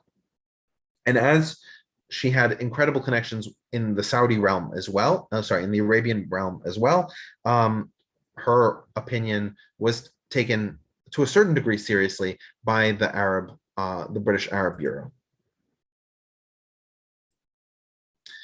In November of 1917, we then have the issuance of the Balfour Declaration.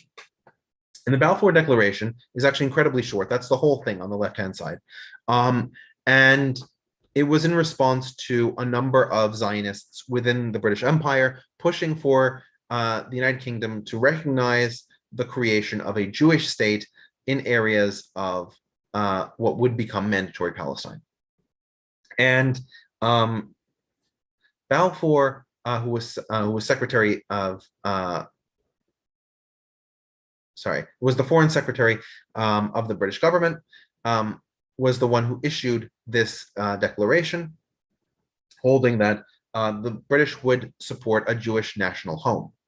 Now, I want to focus on that wording for a second, because there was an incredible debate within the British government as to whether or not a Jewish state should be created. And so the wording of Jewish national home was chosen because it creates an ambiguity as to whether it would simply be a place where Jews could live but not govern, or it could eventually become a state. Most of the Zionists who were petitioning the British government, led by Chaim Weizmann, were of the view that this would represent a future state.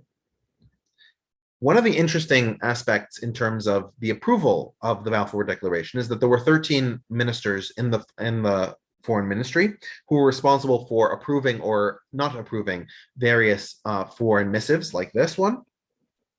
And one of those 13 was a Jew. The other 12 were Protestants. The 12 Protestants voted in favor of issuing the declaration. The one Jew did not, which should show you how controversial the Zionist or Jewish nationalist position was at the time that the Balfour Declaration was issued, even among Jews. Now, this, of course, led to the beginnings of what would eventually become the Mandate for Palestine, which would incorporate in its Article 6 a recognition that it is the Jewish national home. One of the things we talked about before was that the Zionists had a particularly bad situation in mandatory Palestine. They were under repression from both Bahauddin Shakir and then later from Ahmed Jamal Pasha, especially because many of them were foreign citizens and could be expelled from the region. Fearing such expulsion, a number of Zionists, and by Zionists here, I mean the members of the new Yishuv, those who had settled in mandatory Palestine as a result of the various aliyot or immigrations that had been conducted during the earlier part of the 20th century. These new Yishuv members went to Egypt, where they were formulated into commands called the Zion Mule Corps. Now, the Zion Mule Corps was united with the Egyptian Expeditionary Force, commanded by Edmund Allenby, and Allenby began one of the first successful attempts to take Palestine.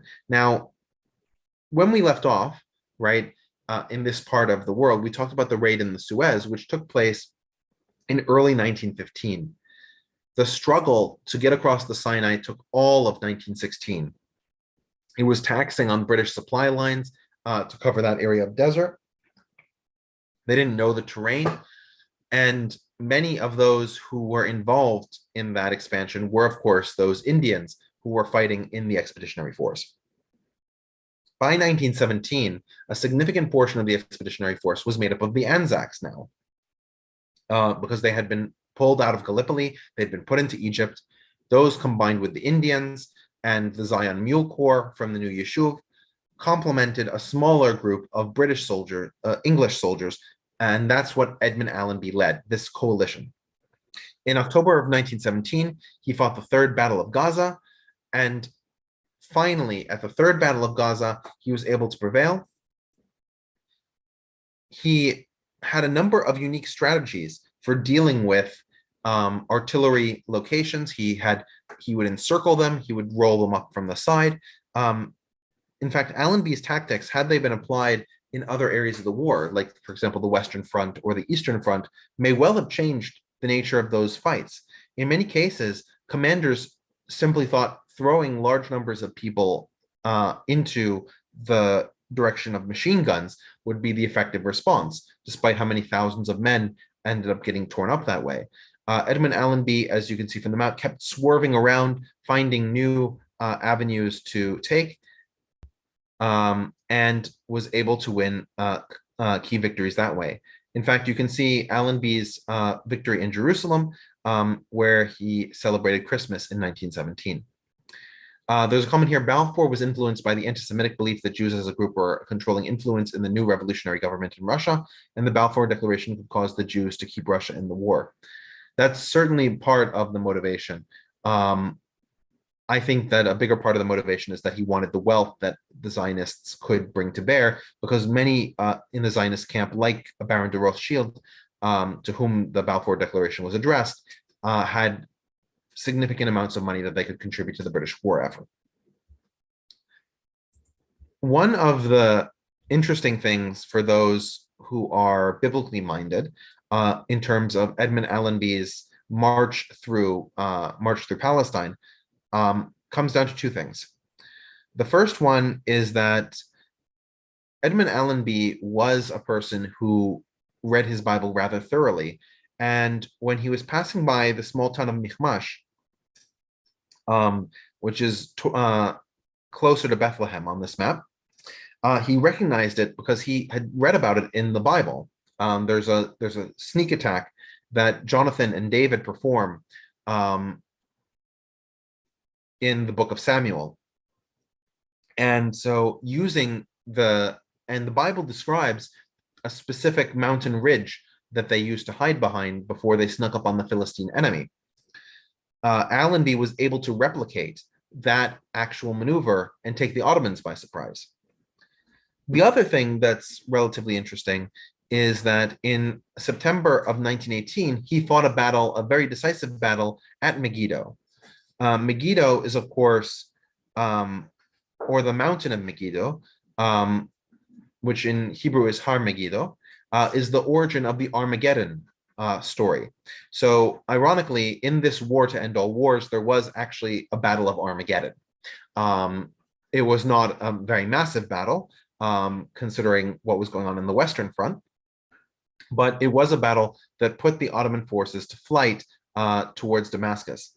In fact, at this point, if you look at the map, you can see the Arab contingents. Those Arab contingents are led by Emir Abdullah and T.E. Lawrence, and those are taking the cities along the Hijaz Railway, including the city of Damascus, which was one of the last cities taken by the British before the Armistice at Mudros. So this is the Armistice at Mudros in October of 1918, where you have Sir Somerset Gould-Calthorpe. Calthorpe was a naval leader, and on the HMS Agamemnon, which, as I said, was one of the ships, ironically, that the Ottomans had commissioned and the British had seized just before the war began. Calthorpe was commanding that ship and accepted the surrender of Rauf Orbe, which effectively paused the Ottoman troops. And the reason for the surrender was, the reasons for the surrender were many, but at a basic level, the Mesopotamian Campaign and the Palestine Campaign were failures from the Ottoman side. The Ottomans were dealing with threats on the west because after the Vardar offensive and the fall of Bulgaria, there was a threat of the Greeks coming over in eastern Thrace, and by and large, the Ottoman Empire no longer had the economic power to sustain itself in the conflict, especially as it looked like Germany was going to pull out as well. Of course, then the partitions began, subject to deliberations that would occur, and Calthorpe himself would lead Allied troops to march into Istanbul and put the city under partial occupation. It would become a full occupation later, but to put the city under partial occupation, along with British along with French and Italian troops. Now, one of the things that I find is very rarely discussed is that World War I was not resolved with the Treaty of Versailles. The Treaty of Versailles was between the Allied powers and the German Empire. And by the way, the United States signed but didn't ratify, so it had to make a separate peace with Germany in 1921. There's a question on the previous map, why were there yellow zones for the Russians? Those are just different partitions that were being considered at that point. Those aren't the partitions that actually happened, but it just sort of puts them all on one map. So the Treaty of Versailles was with Germany. The next treaty was the Treaty of Saint-Germain with the Austrians. Then you have the Treaty of Neuilly-sur-Seine with the Bulgarians. Then you have the Treaty of Trianon with the Hungarians. And then finally, you have the Treaty of Sèvres with the Ottoman Empire. Now, most people are familiar with the Treaty of Versailles and its general terms, which required Germany to disarm, to lose its colonies, to pay war reparations and accept the war guilt clause, and a number of other regulations. The situation in Versailles resulted in Germany accepting the capitulation only barely to its terms. There was lots of resentment in Germany towards accepting this, but eventually they did. Another aspect of the Treaty of Versailles was, of course, Wilson's 14 points, many of which were undercut severely, but which ultimately led to the creation of the League of Nations, which Germany was allowed to join after several years.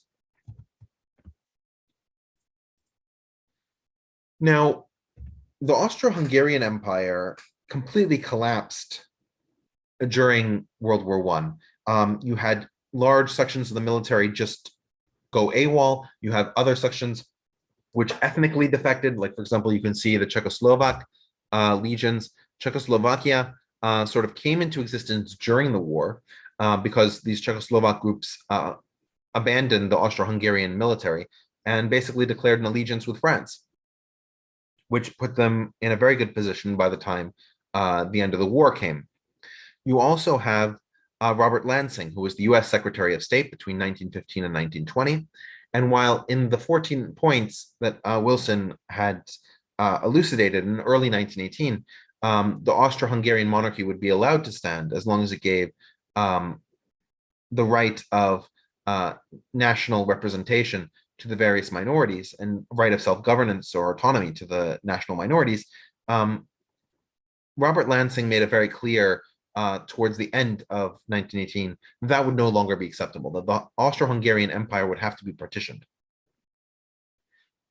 But it wasn't just that the minorities, and it wasn't just the Czechoslovaks, by the way, the Romanians, Southern Slavs, Croatians, Slovenians, Serbians, and Ruthenians, other minority populations were all breaking off from the empire. But it wasn't just these pressures that caused Austria-Hungary to collapse. They had lost a number of troops as a result of General Alexei Brusilov's offensives in 1916.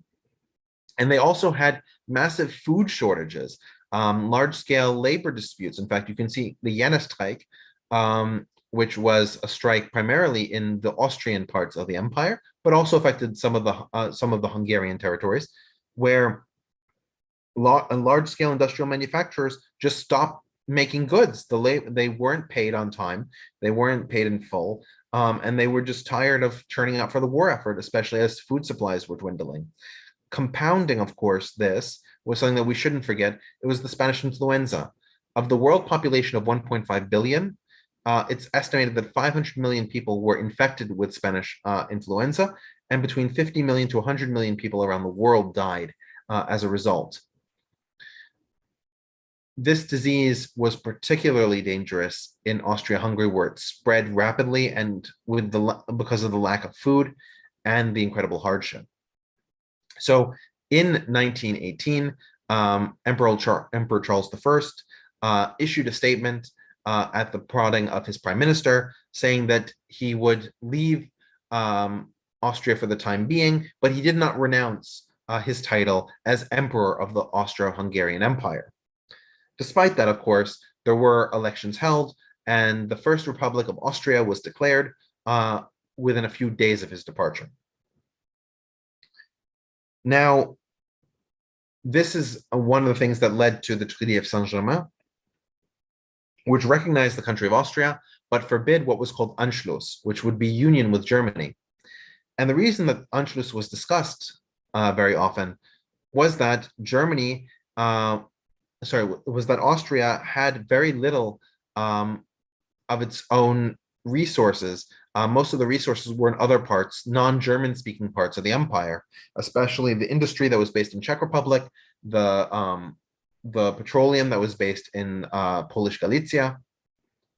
And so Austria itself was a number of mountain towns and small villages with a gigantic capital at Vienna.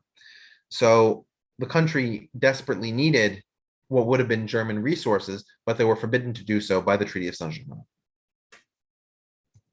This, of course, is why in 1938, when Adolf Hitler proposes Anschluss, many Austrians are very supportive of this, seeing it as an undoing of the unfair Treaty of Saint-Germain.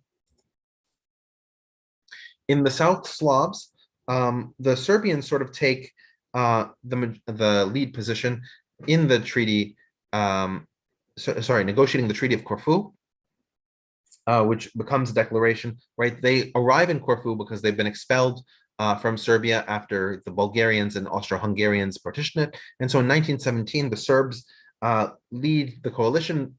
They're led by a courageous politician named Nikola Pasic, who was the prime minister of Serbia before Serbia's partition.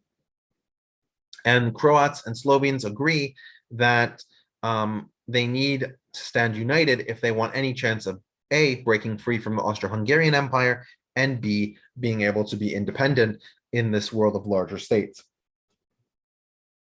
And so they actually create the Kingdom of Serbs, Croats, and Slovenes. And that kingdom would eventually be called Yugoslavia. Now, initially, you start with the map on the left-hand side, which resembles all the territories that existed pre-war. But as you move closer to 1929, you have increasing reorganizations with the intent of removing the ethnic character of the various Southern Slavic republics and trying to create a union of Southern Slavs, which is why all of the different Banovinas in 1929 have the names of rivers rather than the names of ethnic groups. In order to rule over this large kingdom, the king of the Serbs, Alexander I Karađorđević, becomes the king of the kingdom of Yugoslavia. Yugo meaning Southern Slavia, right? The kingdom of Southern Slavs. The next thing is that the French propose what's called le cordon sanitaire, which is the health-based line, or the health-based cordon. The goal of this was the states in red, Poland, Czechoslovakia, Romania, and Yugoslavia, would stand together against the increase of Soviet Bolshevism coming further west. And so because of this and the promotion of le cordon sanitaire, especially as the Americans became more and more isolationist later in the treaty negotiation, the goal of ethnic nationalism that had been promoted in Wilson's 14 points became sublimated for the safety and stability of Western Europe. And so we ended up with borders, in the case of Poland, Romania, Yugoslavia, that were more expansive than the ethnicities could necessarily claim in order to make those territories, in order to protect France from the onwave of communism. Hungary in particular was rather a tragic story. They went through a number of different governments after the collapse of the Austro-Hungarian dual monarchy. The Hungarian government survived under the leadership of Mihai Károly. You can see him there leading Hungary in the first few days. But he is overthrown in a revolt that installs a Soviet Hungary. Right? This is a Hungary that's aligned with the Soviet Union. a communist state, and at the same time, the Entente powers, Czechoslovakia, Romania, and the South and the Kingdom of Yugoslavia are pushing at Hungary's borders, taking more and more land. In fact, by the November of 1919, the Romanians are able to push in a new government led by Hungarian right-wingers to undo the communist revolution. There's a question. So it was a sort of anti-Soviet bloc well before it became the Soviet bloc. Absolutely. In the interwar period, most of the countries maintained strong alliances with France, and they tried to maintain an anti-Soviet bloc. That's actually why when Germany invaded Poland, France declared war on Germany. It had been part of those alliances. It wasn't intended to protect them from Germany originally. It was intended to protect them from the Soviet Union, but it ended up serving that purpose. Now, once Miklos Horthy, who was one of the Hungarian admirals from the now defunct navy, took over Budapest, he ended up undoing the communists in what was known as the White Terror. When the communists were in power, they had persecuted non-communists in what had been the Red Terror. The White Terror persecuted those who were part of the communist regime, especially targeting those who had socialist leanings, and of course, Jews, who were considered to be communist sympathizers. So you end up, Miklos Horthy was able to consolidate power with several right-wing Hungarian groups, and was able to form what was called the Kingdom of Hungary, or what has been called the Regency of Hungary, because even though it was a kingdom, there was no actual king. And in fact, Miklos Horthy, who styled himself as regent for the king in absentia, repeatedly prevented Charles I, who was, of course, king of Hungary as he was king of Austria, from returning to the territory of Hungary. However, the Treaty of Trianon was only signed in 1920, after Miklos Horthy had already proclaimed the Kingdom of Hungary. So you can imagine all of this stuff is going on the ground when supposedly peace was reigning, right? You still had war going on. The Treaty of Trianon was then devised, which divided Hungary's borders, as you can see on the right-hand side. All of the territory that was given, and significant amounts of territory that were given to Slovakia, to Romania, and to the Kingdom of Croats and Slovenes, were territories with Hungarian majorities. And accordingly, this treaty violated, in many respects, the principle of self-determination for the Hungarian populations there, in favor of supporting the Entente allies of Czechoslovakia, Romania, and Yugoslavia.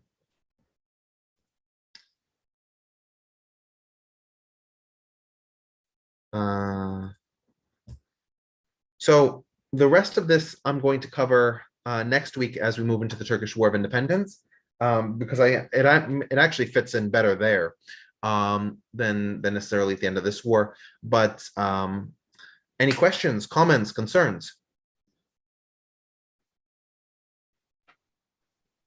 First of all, Richard, let me just unmute everybody. People want to ask a question. 1 second. Why don't you just allow people to raise their hand, and if they raise their hand, we can unmute them. Okay. We have Mark. Mark, yeah. Hey guys, thanks very much, Richard. I was wondering if you could go back to that last map of Hungary with all Sure. the pie charts of all the minorities and such. Sure. Okay, so you've got these what brown colored zones around Hungary. Okay, so if you look at these brown areas, these Magyar zones right outside Hungary's borders. Yes. Why not include those populations and make it a little bit more fair and more stable peace, and why those particular boundaries? Sure. And that's exactly what I was addressing with the fact that they had abandoned ethnic nationalism, right, in the 14 points for supporting the cordon sanitaire. So, right, there were four major allies, right, that had prosecuted the war. Those were the French, the British, the Americans, and the Italians. Now, the Italians didn't really care much about Hungary. No. So the Italians didn't really participate in this. The Americans were the views to support ethnic nationalism for these different regions. But the Americans, by 1920, were getting really fatigued about being involved in European affairs. Remember, this is the period when the United States is incredibly isolationist. So after 1919, there was an armistice. The Americans wanted nothing to do with the war anymore. So they sort of withdrew from the discussion. The British had aims that they wanted to pursue in a lot of other areas of like, for example, they wanted to be sure that they got Iraq. They wanted to be sure that that they were in control of Egypt in a more formalized way than before. So their concerns were much more outside of this region. And so the French concern, because they had a clear policy of le cordon sanitaire, of this healthful corridor, they pushed for these territories that were under the military control of Czechoslovakia, Romania, and Yugoslavia to continue to remain under their control. And you have to remember also that at these conferences, the Hungarians, the Yugoslavs, the Romanians, the Czechoslovaks presented maps of what they thought their ethnicities should be and what lands they thought they should contain. And even if they did agree that Hungarians were a majority in this area or that area, they would say that we need it for defensive purposes or some other reason. Okay. Yeah, so it's more about placating the small cordon sanitaire countries. Exactly. No, it's one of the things that I always wondered, why Hungary's borders don't look more like the red extension from Hungary's borders here.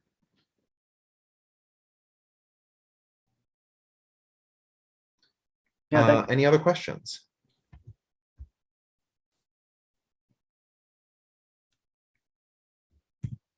I've got another one if no one else has. Go ahead. I forget, who are the Ruthenians? They're kind of Ukrainians, but with a slightly different religion, if I remember correctly. Yeah, Ukrainian Catholics. Ah, that's it. Okay. Yeah, they split off from the Eastern Orthodox Church in the Middle Ages? Maybe. I don't know the exact distinction. Okay. But Ruthenians are Ukrainian Catholics. That's it. Okay. Oh, you have two raised hands. Yeah, one of them's you. Patty, go ahead. Oh, hello. Yeah, no, I had pointed out that because one of the reasons I've been interested in this is because most of this long history series you've been presenting, I never really was introduced to. So it's like this literally huge gap. And I'm curious, would there have been a reason why public education, or what would have been, if I'm perceiving it properly, would have sort of, I mean, literally, because, we had obviously a fairly Christian experience in common here in New England. So you kind of had the Middle Eastern history that kind of ended somewhere in, the mid-first century. And then it was as though Middle Eastern history began with World War I. And I'm curious as to why, and obviously, I mean, things would show up, but it would always be through that British or European perspective. And I'm just curious what your perception is as to why I would have had that experience, and if I'm imagining that. No, that was my experience in public school too. It was always surprising to me how people would ask questions that to me sounded absurd, but they would ask things like, do Greeks still worship the gods of Pericles today? Right? But nobody talks about the Greek Orthodox Church in, public school. So how would you know that the religion of Greece for 2,000 years has been the cross? And and how defining that is to the modern Greek identity. So no, it's not your imagination. It's exactly what happens.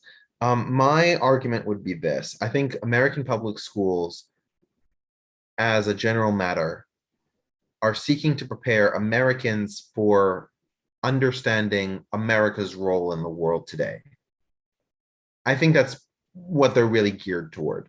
And even that they don't do terribly well, but I was just gonna say that. I don't think- that's at least the orientation. Yeah. So history outside of the American trajectory isn't really discussed.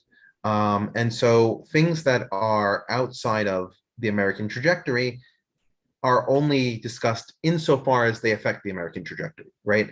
Like I remember when I was talking about China with somebody, like China just shows up with the open door policy, like as if there hadn't been a civilization there for 5,000 years. Like, no, China existed before the Americans, had trade with Shanghai. But that's sort of the perception of like they enter or leave existence when something along the American trajectory hits them. So where I was growing up, we had very significant populations of Greek Orthodox, Armenians, many of whom had escaped the genocide, a fairly large Jewish population. So it was a very mixed, because it was a very 18th century industrial city. So there a lot of immigration had happened in that area. Would that have played any part as to why there was kind of a hands off on a lot of that history? No, I don't think so. There are some differences in I'm assuming the Jews in New Hampshire are Ashkenazi Jews as opposed to This is in Massachusetts. Okay, but still, I'm assuming that they're Ashkenazi as opposed to Sephardi, because there historically there were large Sephardi communities in the United States, as a percentage, but they were never large in numbers. So Ashkenazi Jews and Greeks and Armenians have no real conflict of interest.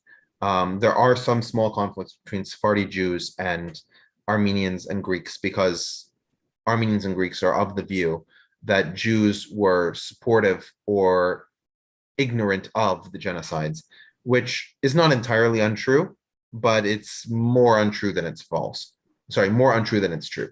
But in terms of, so I don't see any reason why we wouldn't have that education for that reason. But the United States education system has generally been designed around the white Anglo-Saxon Protestant experience.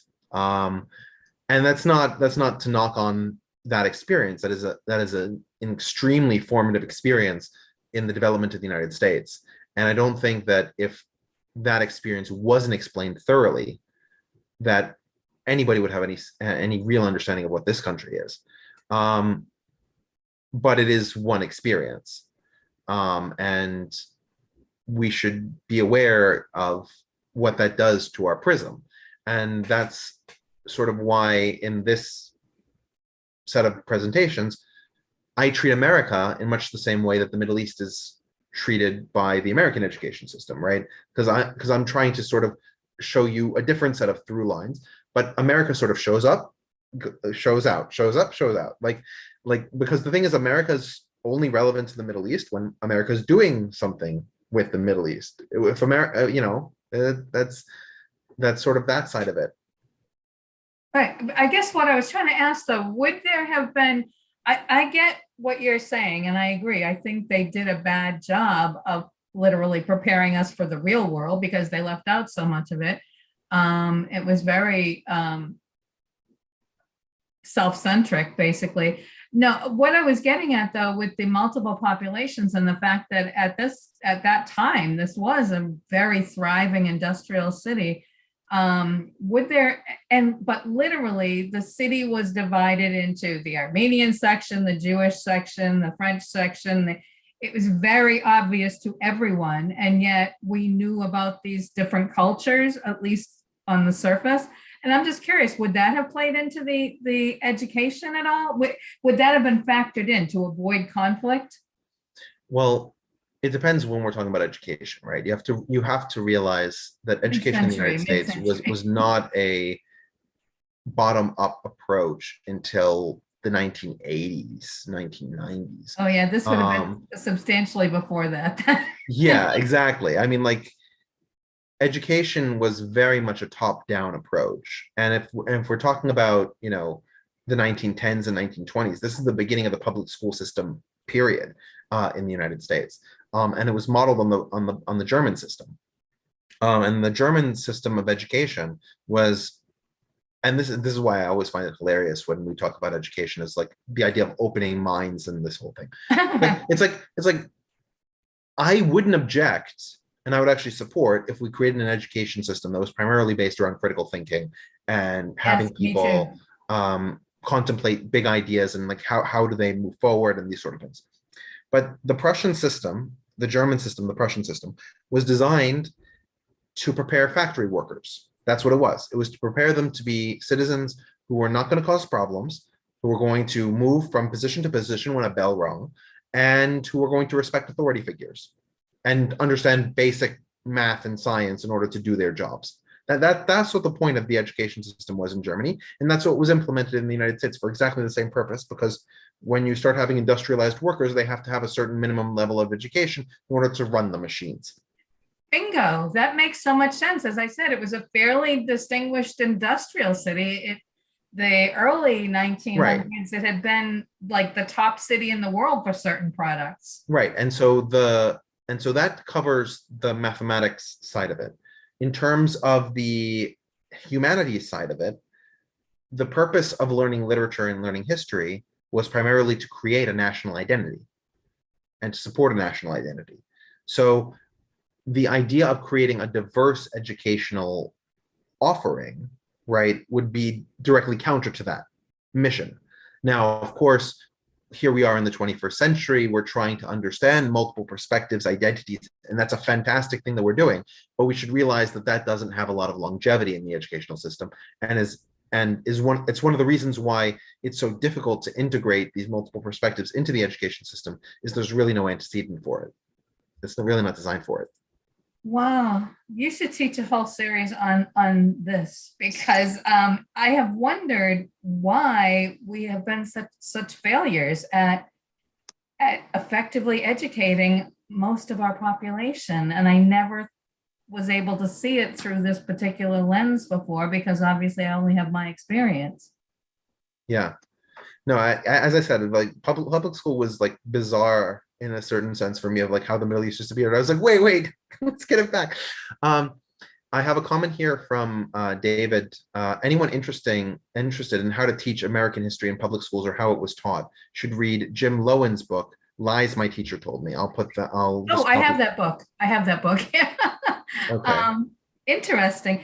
But I don't think I've ever had this particular conversation with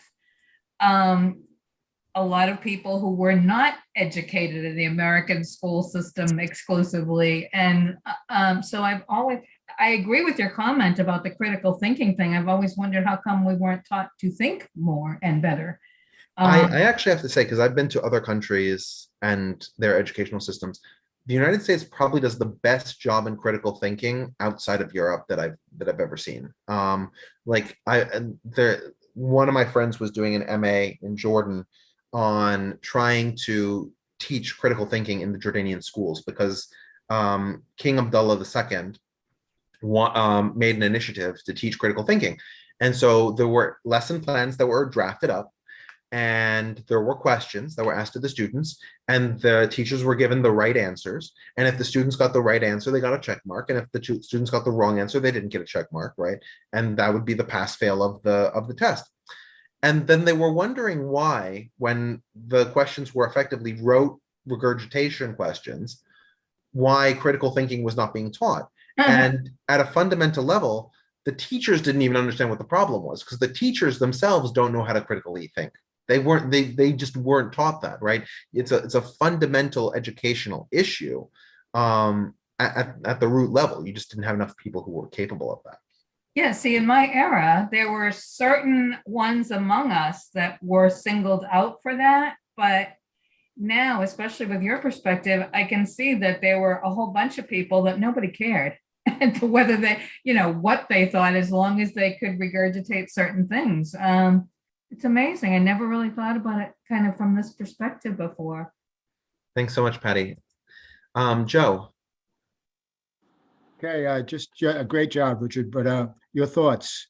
If the British hadn't reneged on the sale of the 2 dreadnoughts to the Ottomans pre-World War I, could that have had an influence on the way the war actually went? People forget the Japanese actually supplied 5 destroyers to the Mediterranean. No, that's absolutely correct about the Japanese. I don't know if the dreadnoughts alone would have changed it. There were other statements issued by the British, like for example that really callous statement by Le Palmale, where he basically said that he would support the Ottoman Empire by taking control of their economy. And the Germans had been strong allies of the Ottomans, and we sort of discussed this in episode 40 or so. The Germans have been strong allies of the Ottomans ever since the Berlin Congress of 1878. So while it's possible that the Ottomans may have stayed out of the war longer, I find it difficult to believe they would have been on the Entente side if the British had given them the dreadnoughts. I think they may have come into the war in mid-1915 as opposed to coming in October of 1914. Thank you. Rich, I just have a small comment. You mentioned 2 generals, Yudenich and what is his name? Just came out of my mind. Yudenich and Brusilov. Brusilov. So I just want to tell about the forward history of them. Brusilov actually ended up being a Soviet general, even though he served for the Tsar's army. He was obviously given opportunity after the revolution continue his trade. Yudenich, on the other hand, actually spearheaded the white movement and almost single-handedly defeated Soviets. In fact, at one point, which nobody talks about, actually United States invaded Soviet Union and almost also caused a big ruckus, and that would have probably taken curbed out a piece of Soviet Union at a time, or Russia, so to speak. So that's just interesting. At one point, maybe we'll do like history of the Tsar's generals, that where they ended up, because so many broken lives. And one of the generals, Mannerheim, we know his famous Mannerheim line in Finland, where he didn't let Soviets in the Winter War occupy Finland, and over 100,000 Soviet troops had died trying to cross that line. So it was interesting. So many great generals and served other countries after the Tsar died, and some stayed with the Soviets, and just interesting stories. But I also want to do a piece when the United States actually did invade Russia at the time. It was interesting. Yeah. No, it's the Russian Civil War is an incredibly complex situation, which I don't even feel capable of taking care of. But we do have a number of Russians in our group, so maybe one of them will look into it. Yeah. All right. Anybody else? Questions, comments, curiosities? Yeah, maybe to talk about the future program for next week or whatever. Sure. All right. So next week, we are going to finish up the peace treaties of World War I and talk about the Turkish War of Independence, the Greco-Turkish War, the Armeno-Turkish War, basically the creation of Atatürk's reputation. Then the week after that, I'm actually going to be traveling, so I've scheduled a MENA questions and answers where I don't really have, I have a few questions that I've sort of scheduled, but everything else is just sort of your questions about the Middle East and whatever you're interested in, just sort of like this question and answer session, but like for 2 hours. And you can sort of ask about anything. It doesn't have to be the stuff that we've covered in this series. It could be stuff that's outside of the series. It could be questions about anything that you think that I might have some expertise on or interest in, which covers pretty much most of the globe and most of history. And then the week after that will be the war in the Caucasus. So that will be the Transcaucasian Republic, the First Republic of Georgia, the First Republic of Armenia, the Azerbaijan Democratic Republic, and the wars that Turkey and the Soviet Union would fight to reclaim those territories. So that's on my side of the Middle East. In terms of other series, on the 21st of August, we are doing our next European Union Security and Defense, and that's at 2 p.m. Eastern Time on Sundays. All the Middle Eastern ones for me are always Thursday at 7 p.m. Eastern Time. We're doing a new series on Yugoslavia with contributor Vuk Cvijevic. He's going to present at 12 o'clock Eastern Time on Saturday, August 20th. I'm trying to think if there's anything else. I could just go over the other series we have, so this people kind of familiar with that as well. So this Saturday, Jason is doing the Asian philosophies, if anybody interested. It's practicing neo-Taoism and sentimentalism. That's going to be at 7 p.m. On Sunday, we have 2 presentations, and Richard is going to, also partake in one of them. Is Dr. Sabil, who is a, Muslim anti-defamation group, and if you look him up on Google, he's very famous in Chicagoan, and he's going to talk about the Prophet Muhammad and who is Prophet Muhammad. And so this is going to be viewed from the Muslim standpoint.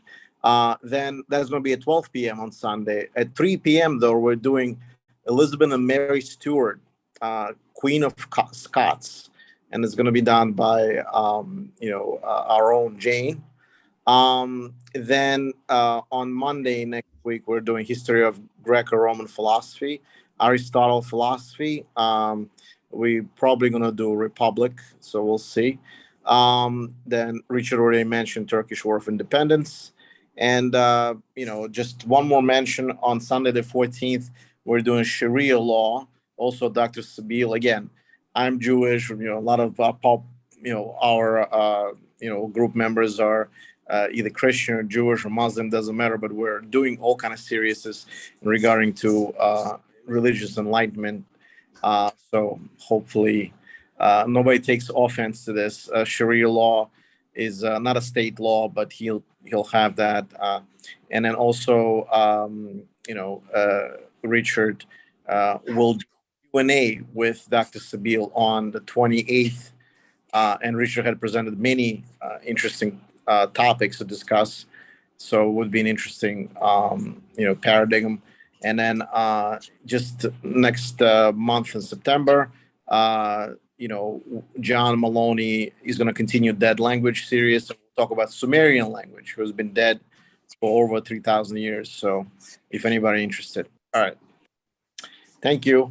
And hope everybody, Richard, this was an amazing presentation. So everybody has a great evening, and I'll talk to you when I see you next time. And then, that's it. All right. All right. Good night, everybody. Night. Thank you so much for all the kind words.